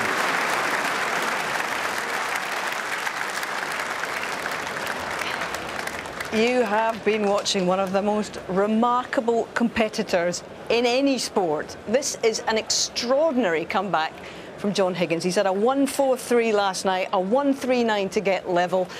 And now we've got ourselves a frame that's worth £100,000. Did I say earlier it was made of Scottish girders? I'm going to reiterate it. I mean, what a hard match player that man is. And these two boys have saved up an absolute treat. Dave Gilbert has been exceptional in this match. He simply cannot get away from the best match player I've seen. He is just hanging in there. And when he needs to produce, he's made a wonderful 1-3. Now, it's been a fantastic match. I just hope there's no big piece of luck in the final frame and someone just gets a chance and wins it. This is interesting, Ken, because Dave's chosen to stay in there amidst the cauldron. Normally, we would see both players going out. Why do you think he's decided to do this? Good question. I don't know. Sometimes I asked John Higgins the other day. I said, "Why didn't you get out when things weren't going so well?" He said, "I was just trying to savour it, trying to sink it in." And maybe that's what Dave Gilbert is doing. He's just trying to sink it all in. He's trying to gather his thoughts. He doesn't want to go outside, just wants to sit there composed. He has been composed. He's been very, very cool under pressure. And as Steve Davis said, just one chance. One chance, that's all you want in a last frame decider. Oh, here we go. Yeah, They're back. It's been fantastic. It has been fantastic. And just for those of you who like the stats, Dave Gilbert has won 53% of his final frame deciders this season. John Higgins, 63%. But it's down to this, a place in the final. Let's salute both of these competitors. What an occasion they have given us. The break-off.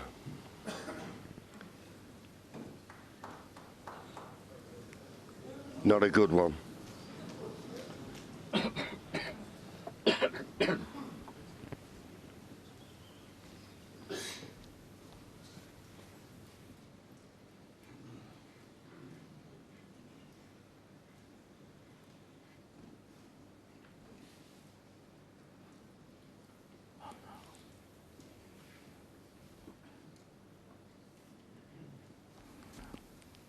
No heroics there.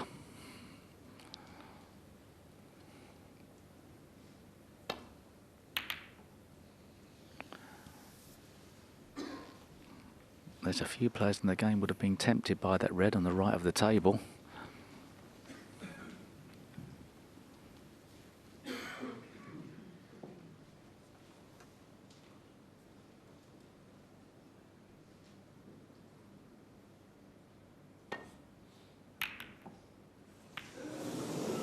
He's hit that bad. He hit that very bad. Now, has he been lucky? Does this red pass the yellow? If it doesn't, he may have left nothing.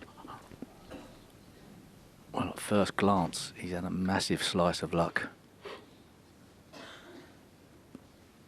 He's got half a pocket at the yellow.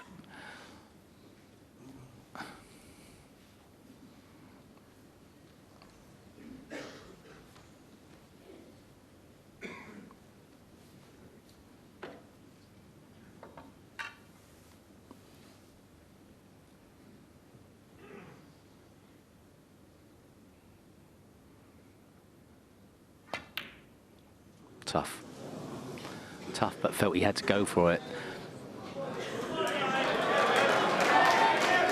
He probably thought there was an element of safety in the shot as well, but that red's come up the table. First realistic chance, Dave Gilbert.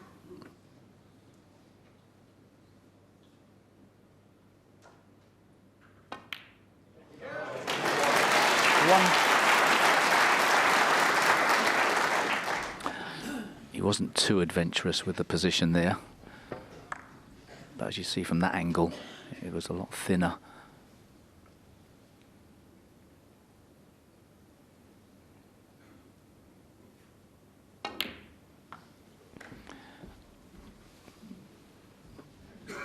Well, left himself this red. Will he attempt to screw around the back of the black and play for the black into the same pocket? Needs good cueing.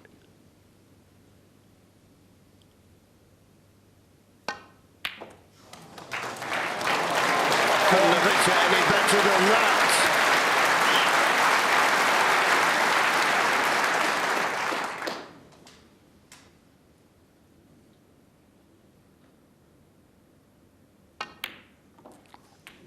He's a bit short of pace.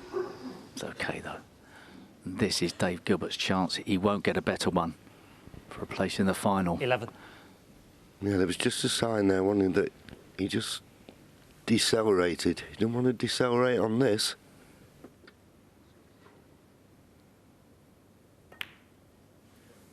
Twelve.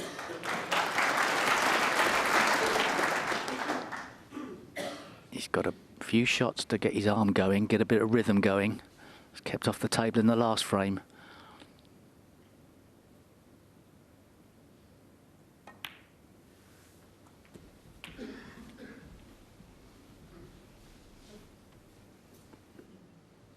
$19. As he played his last shot.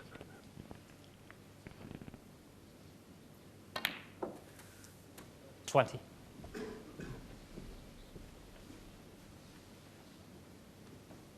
Not bad, just enough angle on the black. Well, he's playing the screw back, he needs to play with a tracer left hand side.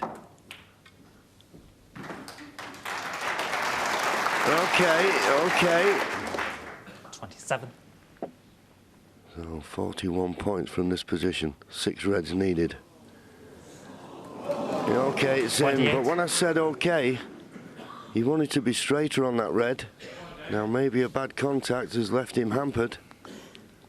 But it was a position on the red that I was a bit uncertain about. Didn't look much of a kick, but it obviously was. His reaction. And now, to get position, it's a hell of a lot harder. The pot itself, if that's all you had to do, no problem at all.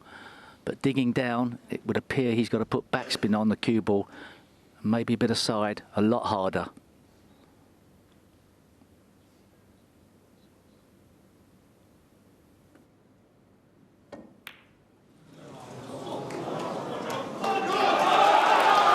David Gilbert, 28.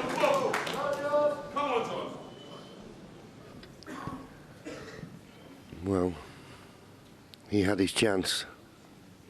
He didn't make the most of it. He thinks he's unlucky to be hampered, and we can only take his word for it. But it's a good chance and it's gone.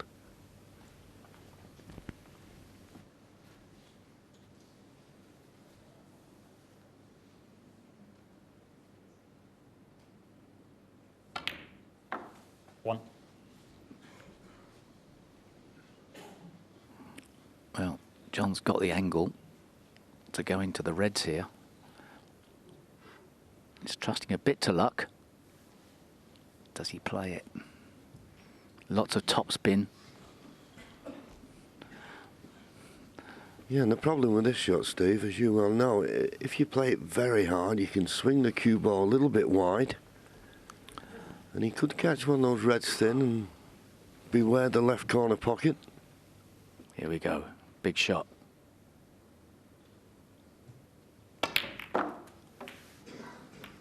Didn't get the result, really. Yeah, he didn't get the meat of them, did he, with the pace he put on?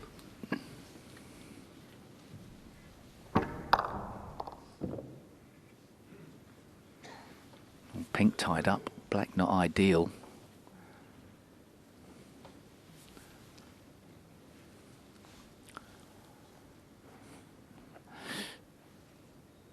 Can he keep this break going? The red in the middle is nasty. 7.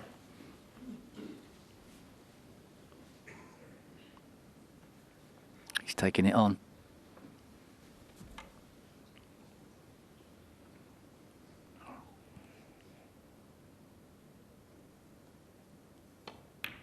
Great shot. 8. Well, the way he's got down and nonchalantly knocked that red in, you'd never imagine it was a deciding frame.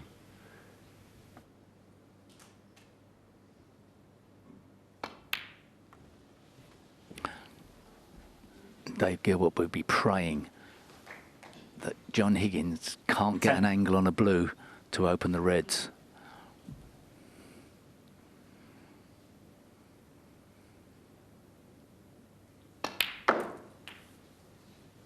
11. That's no good. No, that was his first opportunity to try and get on the blue, but he's not made it. It's too straight. There are other ways of opening. That red below the pack. If you got the right angle on that, you could pot it and open them.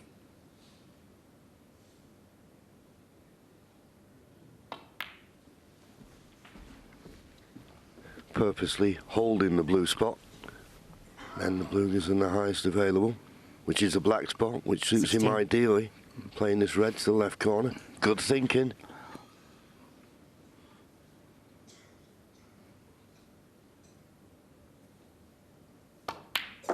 17. What's that like? Might not be great. No, a little shake of the head there, wasn't he? He wanted to have more of an angle than this. Looks like he's going to be forced to play the red in the middle.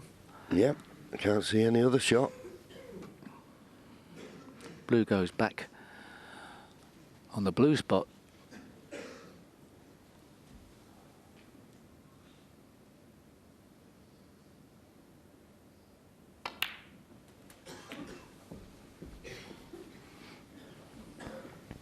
Well, this is a tough shot, and it's a type of shot you want to play at one. 22. Want to be playing it with too much pace.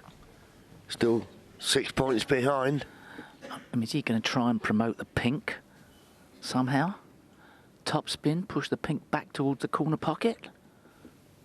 Well, this is tough. Does that 23. pink go? Looks like it does. Wow. He didn't have to promote. He can catch enough of it. And this opens the reds up. This is a chance.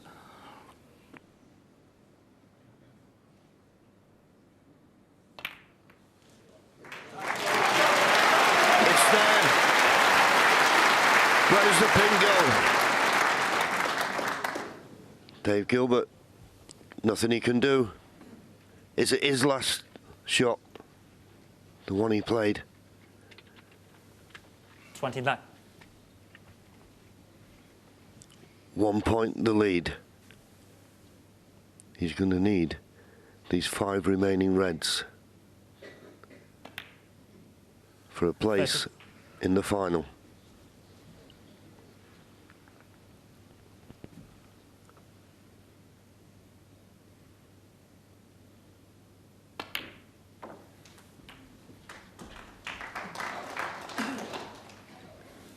Puff of the cheeks. He'll be feeling it, make no mistake, 36. but no more than him. Will he get back to the table? 37. He's come very straight on this pink. He'd like to have been just off straight.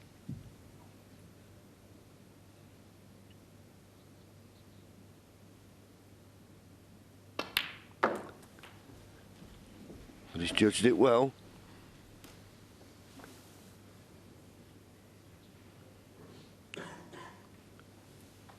$43.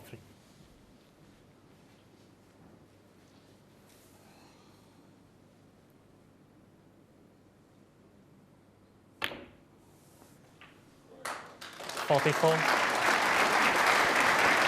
Not on the pink, wrong side of the blue. Good positional shot needed.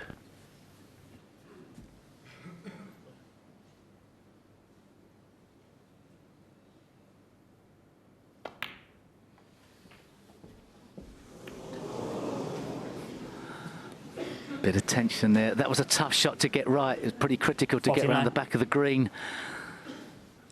Dave Gilbert breathes a sigh of relief. He may have a sniff to get back to the table here.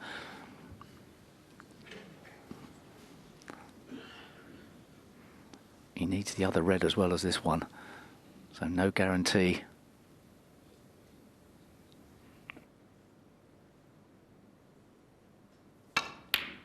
What a shot! What a pot that was! 50. And you just knew when he came to the table, he wasn't going to refuse anything. 2 reds he's played in the middle, which were very risky, and that one right in the heart of the pocket. Can he get this last red off the table? After this cover, still another red needed. The pink into the yellow pocket is difficult with so much pressure on it. The blue is not as guaranteed to be on the red, but it's more certain to get the blue.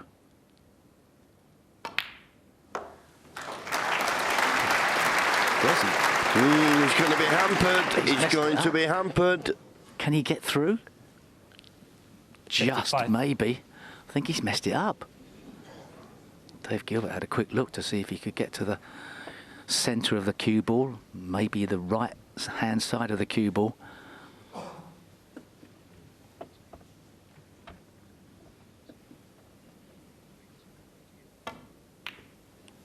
Played the cross double. It's not there. Has he left John it? Has he Higgins. covered it? 55. He's covered it.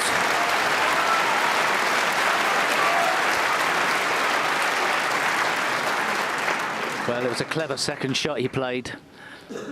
Dave Gilbert's got a relatively easy escape. He should be able to catch the red full ball, send it back up the table. Got to get it safe.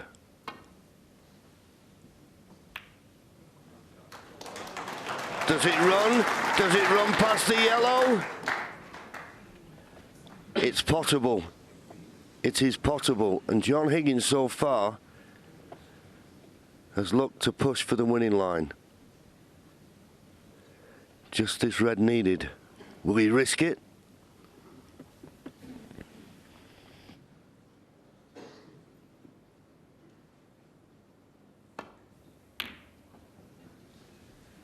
It's advantage John Higgins with a great safety shot.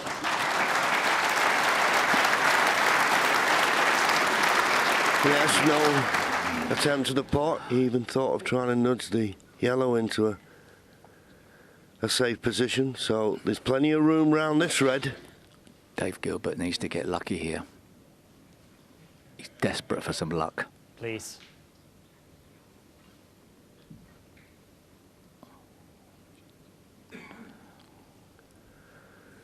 Boils down to this. It's a nail-biting situation. He's got to hit it, and he's got to get it safe. It's a hit and hope. Where's the cue ball? It's going close to the black.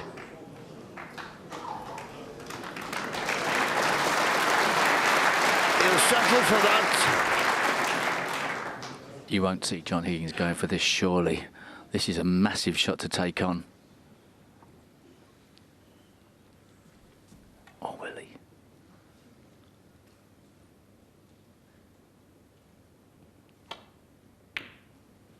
Too canny for that. Got a bit of a kick on the cue ball. I mean, it didn't reach the top cushion, but he's got a fantastic red. But a fairly easy safety shot for Dave Gilbert. Yeah. Just run the red into the black. The red should stay there. Yellow, pink. Lines available. You can also get behind. Where's the black ball going?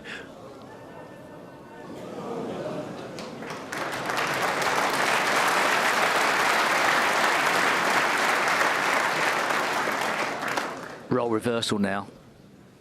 John Higgins under it. Just settle down, please.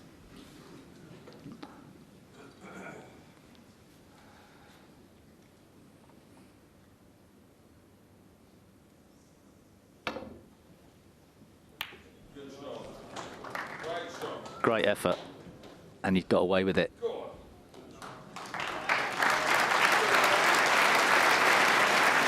Couldn't have wished for much better than that. Puff of the cheeks. Yeah. Because he's got Dave Gilbert in a bit of trouble now as well.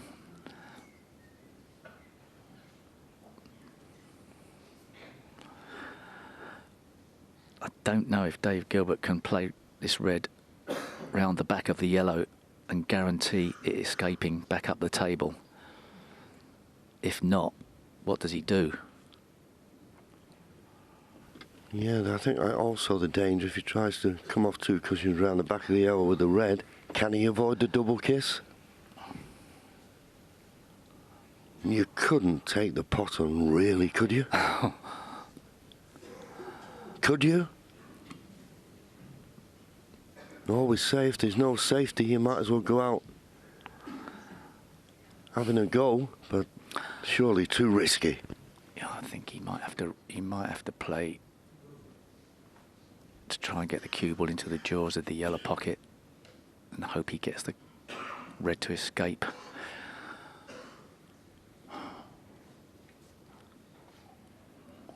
If he plays it with pace, he's got to avoid the red running into the yellow.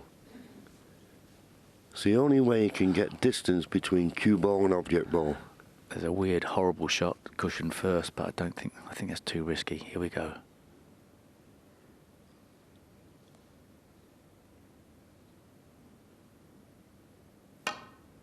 He played the pot. It was brave. Did he get away with it? Yes.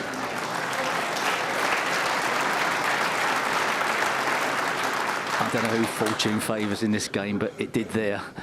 Yeah, he's handed the initiative to John Higgins, but if John doesn't get the snooker, then this frame still well and truly in a balance. But John Higgins, you have to say, slight favourite at the moment.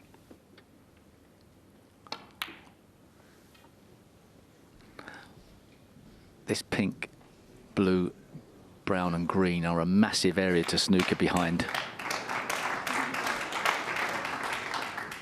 Can he get past to clip the edge? Swerving it? Don't think so. No, green's a bit too far away. So it's the hit and hope again. You've got to hit the red and hope you get it safe. Maybe not so easy from this position. No. Red's further up the table. And also the cue ball, if he hits even if it hits the red full, he could run into the blue and leave the white in the middle of the table, so needs a bit of luck.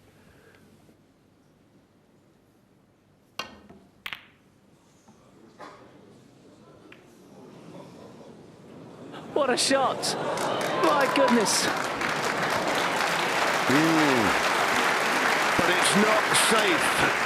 Now then, This is a tough. John Higgins coming round to have a look at the potting angle. It's a thin one. There's a danger you could go in off, but if he pots it and doesn't, it'd be in the final. It's worth the risk. He's taking it on.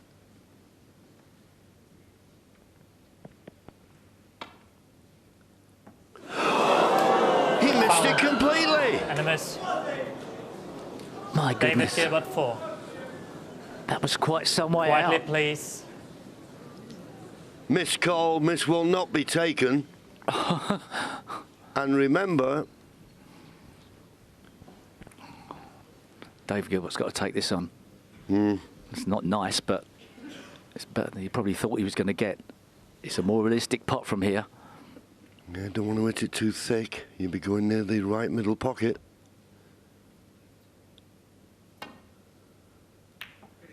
Not there. Now, is he going to get the snooker? Is it going to nestle up to the green?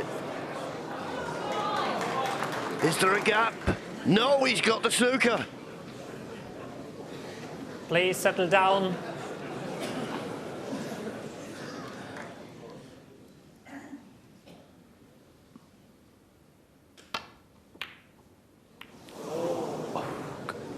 Getting away with it all over the place.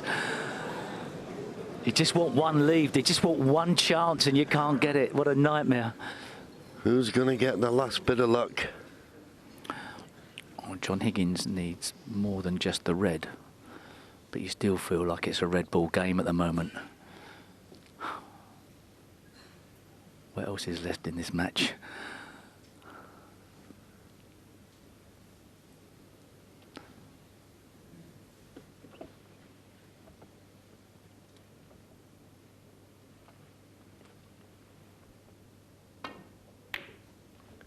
Twice across for the safety. Yeah. Good shot. But no snooker. He's put the black safe. That's not to his advantage.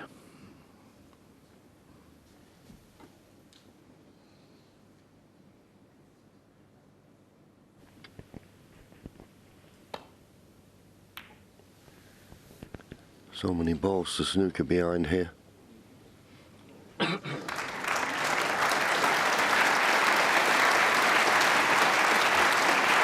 Well, there you see, there's a gap. There's always a gap. But the main thing is, as Steve mentioned, that black running safe takes a little bit of pressure off John Higgins now.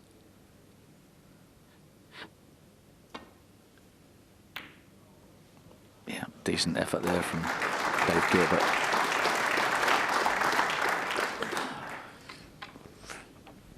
The yellow looks inviting for John Higgins here.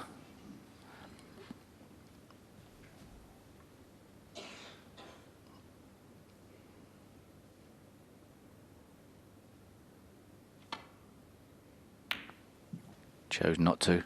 Chose to try and get the snooker up the line. Pink, blue and green, and it's a great effort. Had to be struck well. And we're back in the same territory. Dave Gilbert desperately needing to get this red safe, not just hit it.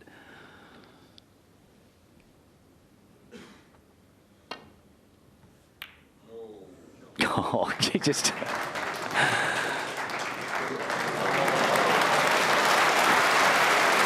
My goodness. John.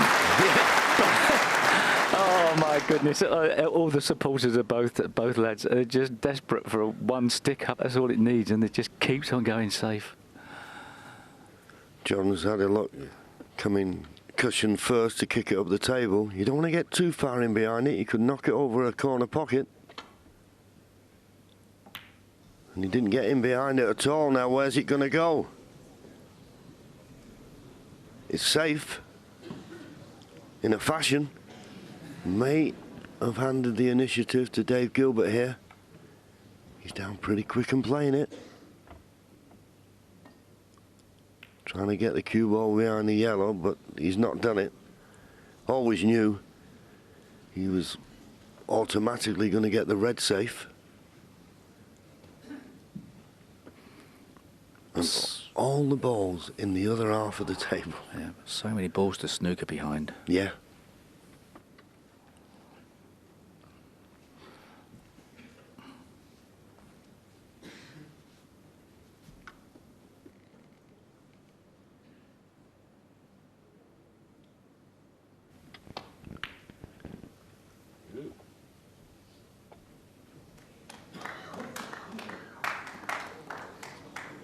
Well, he's got the red safe, but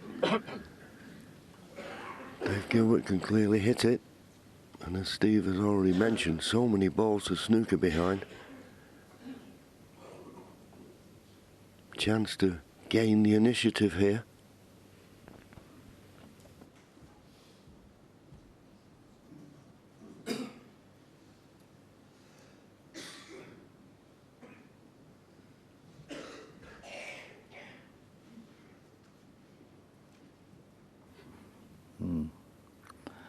Tempting to try and put the red on the right hand side cushion, swing the cue ball back behind the black, something like that, but I don't really like that, nor does he.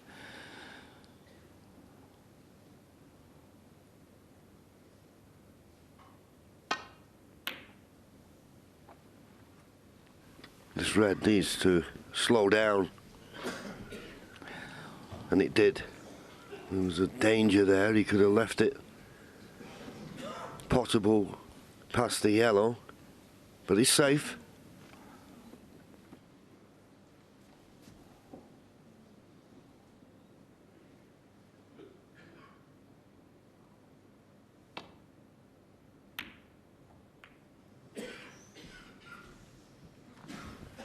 There's a gap between the green and blue. He didn't play to hit the yellow. Can Dave Gilbert play side to side behind the black? Oh, he's hit it thick. Has he got a snooker behind the blue? Is it going to hold up?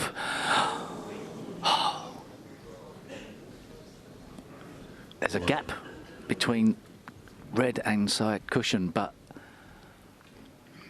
that's a lot more of an acute angle into the middle pocket than you would think. There it goes, though. Yeah, it looks a lot easier on the screen than it is actually on the table, but Dave Gilbert has given John Higgins the chance. If he drops the red in, you feel he's in the final.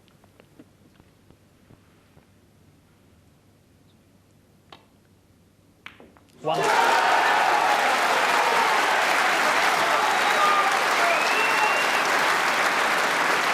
Dave Gilbert played a poor safety shot, and it looks as though that will cost him. John Higgins just needing the colour to get to snooker's required, and you feel if he pots the colour, he'll be on the yellow. What a tremendous performance from Dave Gilbert. But just that safety shot, he decelerated on it. No way, he should have pushed it past the middle pocket. And the green going in now means that John Higgins is 27 points in front, 27 points remaining, just the yellow required.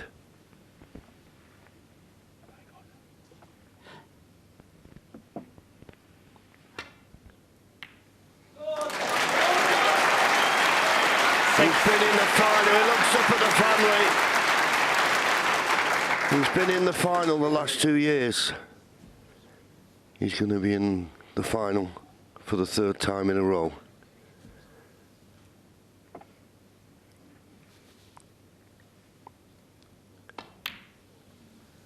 And that green confirms it. And there were times in this match when you really didn't think this was possible. In the second session yesterday, he came out and he was all at sea. Last night he dug in and dug in. And Dave Gilbert will have nothing but admiration. He'll be upset. He thought it was a great chance to get to the final, but you cannot ever discount this man. What a tremendous performance, and produced some tremendous snooker. Made the highest break of the tournament in the match, and what a match it was. Standing ovation for both players. Standing ovation. Abby will be disappointed, but she's got to be proud of David. What a match that was. John Higgins, absolutely delighted. Sympathy for Dave Gilbert. He did everything he could, but that man, when it comes to the Crucible, he's something else. And in the 3rd consecutive year, he's in the final. The Wizard of Wishaw wins by 17 frames to 16. This little theatre, oh, what it does to us. It has served up another Crucible classic, and it's courtesy of both of these guys, but that man there, John Higgins, 21 years after first taking the title, 1998. He's back in an 8th final and his 3rd in a row. He is one of the true great competitors. I don't know where he finds it from. I really do not know where he finds it from. The second session in this match, he was gone. I mean, he couldn't play a safety shot, he couldn't hit the cue ball, he was absolutely all bereft. He'd had a hard match with Neil Robertson, which had taken a load out of him concentration-wise, and he just dug in. And he kept hanging in and hanging around sessions that he had no entitlement to do so. And he's just eventually clung on, and then produced brilliant snooker. And we had an unbelievable final frame there, which only the Crucible Theatre can throw up. And he's come over the line. 3 in a row. It's not been done since the days of Hendry and Davis and Jimmy White. It's an extraordinary achievement in its own right. But to do it, having been 3 times, 5 frames behind against a man in fantastic form. It just shows you his character. I mean, he's tremendously talented. He can break build, he can play safe. But it's what's in there. And what's in there that's got him in that final. He's absolutely tremendous competitor. As good as you're ever likely to see. I think everybody in the studio needs to be lying down, John. Brilliant. Absolutely amazing Brilliant. effort. Congratulations. It's an 8th Crucible final. It's 3 in a row. And I tell you what, at Christmas time, John, you were telling us it was almost all over for you in this game. How have you done this? I don't know. Yeah, I don't know. I don't know why I'm starting to cry. But John, these are happy tears today. Delighted, just... Absolutely extraordinary. We've been talking about the way you duck yourself out there. 5 frames behind 3 times. Can you try and get yourself together and tell us about the tension of getting back into the match to level things up and then having to pull out that 139 to force the decider? That surely is one of the greatest breaks of your life, John. Yeah, I actually apologised to Dave at the end there to say I think I brought him down to my level the first 3 sessions. Honestly, I was really bad, but I felt really good. I felt the way I did that final session there. I felt as if I was ready. I felt as if I could ready to play well, and luckily it came out at the end there. But that's what I said. I says, mate, sorry, I brought you down to my level the first 3 sessions. But the thing is, that second one, you just hung around, John, didn't you? You didn't have any game, not by your standards, and it looked a struggle. But you just hung in there and clung on. Yeah, well, you know, and Ken and everybody knows that that's the only way you can win here. You can't win playing great snooker all the time. There's going to be some sessions that I get out 5-3 twice that really I should have been maybe 12-4, 13-5 or 13, whatever, I can't count now. None of us can, John, don't worry. But no, so, listen, just unbelievable to be John, take a minute. You're emotional, and I know that Dave Gilbert is obviously emotional as well, and let's get his reaction. He's with Rob Walker now. Dave, I'm not even sure where we start with that one. We were on the edge of our seats watching that. It was a Herculean effort to beat one of the all-time greats. Thoroughly enjoyed it. I just want to wish John all the best, you know. He's such a warrior. He, yeah, the last frame, I got a bit of a kick on a red that completely did me with position, and I was bridging over the ball. You know, I'd like to not have had the kick there and seen how far I got, you know, but yeah, I really enjoyed it. It's been great, mate.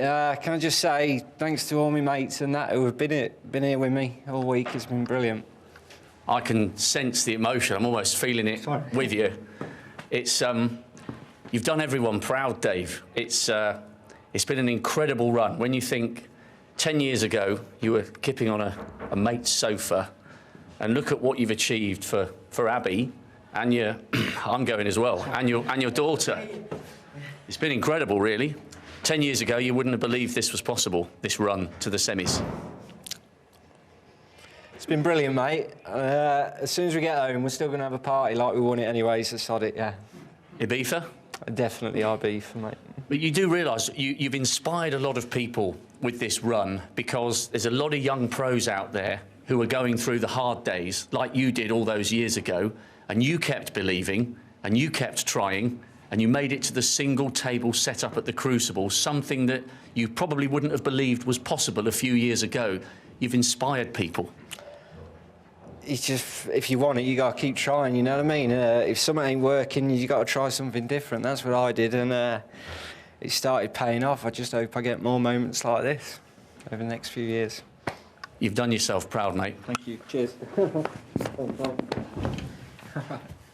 He really has. What a story. And John, you know, you relate to this. When you were winning your 4th title in 2011, he was dropping off the tour at the same time and going through Q School. What can you say about this man? No, that's what I said before I played him. If I wasn't in the tournament, I would have wanted him to win it.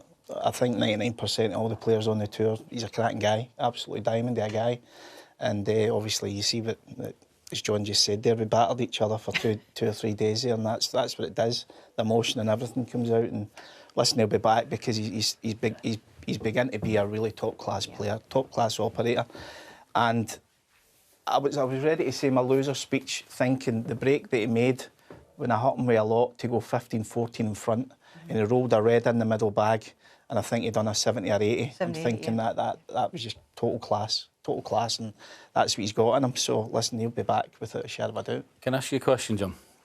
When you came here for this year's championship, what did you honestly think you were going to do? What was your goal walking through? Did you honestly think you'd be in the final? You could win this? No, just to beat Mark Davis. I was totally zoned in to try and beat Mark because he's beat me so many times, and I knew it was such a tough game to play first round, and that was all I was planning on doing, just playing Mark and try to beat Mark. And actually, it was, John, it was the quarter of doom. You know, you had Stuart Bingham, and then you had Neil Robertson, and we did wonder how much that match against Neil would take out of you, because he said it was no disgrace to lose to the greatest competitor in snooker there's ever been.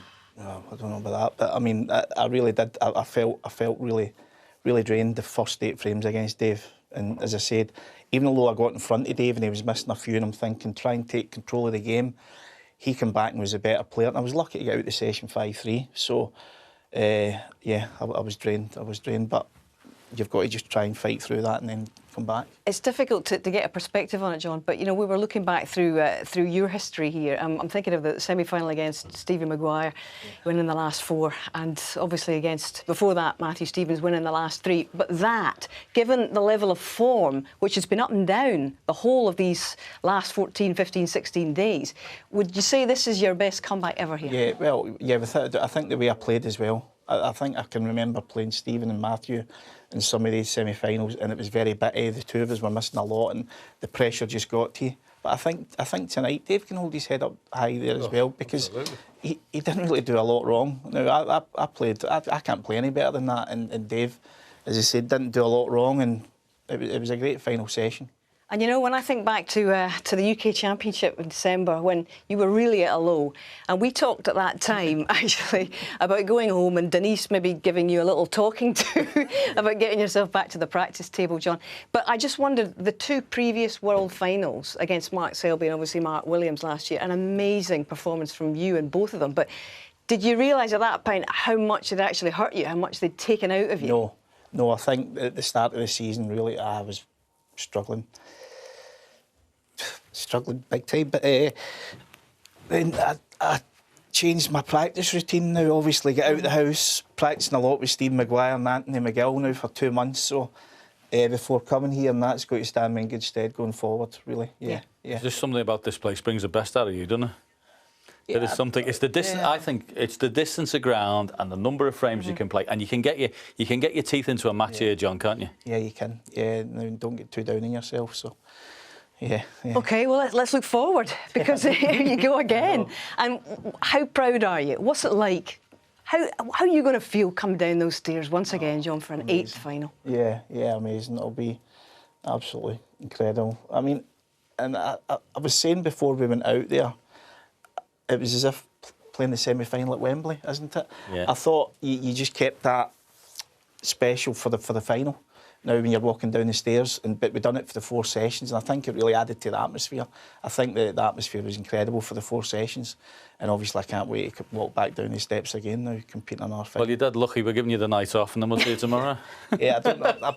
I booked to go to the end game with the kids, the Avengers, so I'll need to hurry up and we'll need to go and get our popcorn. All right, Avengers assemble again tomorrow. We're really looking forward to it, John. What a match. What a treat. What an unbelievable piece of drama you've provided us with once again. Well played. All right. And we've got to do it all again. We're going to have to mop ourselves down and be fresh and ready for the second semi-final, which is coming up at 7:30. If you don't know what's happened in it, it's 8 in the pack. Judd Trump. He does hold the aces against our gallant Geordie qualifier, Gary Wilson. This is what happened earlier on today.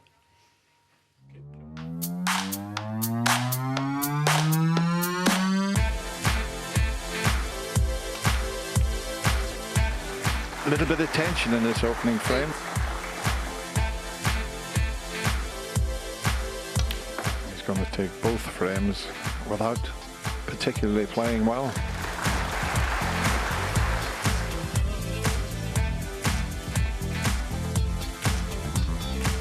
The down half make them tough in the northeast. And here goes the record of Crucible centuries. That's 87 centuries. Ton up all over the Crucible.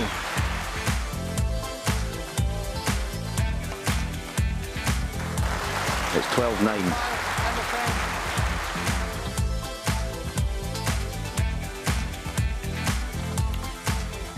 Wow, what a pop that is.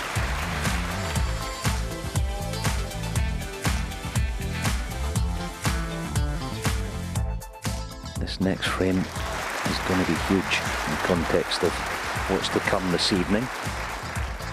Key shot coming up.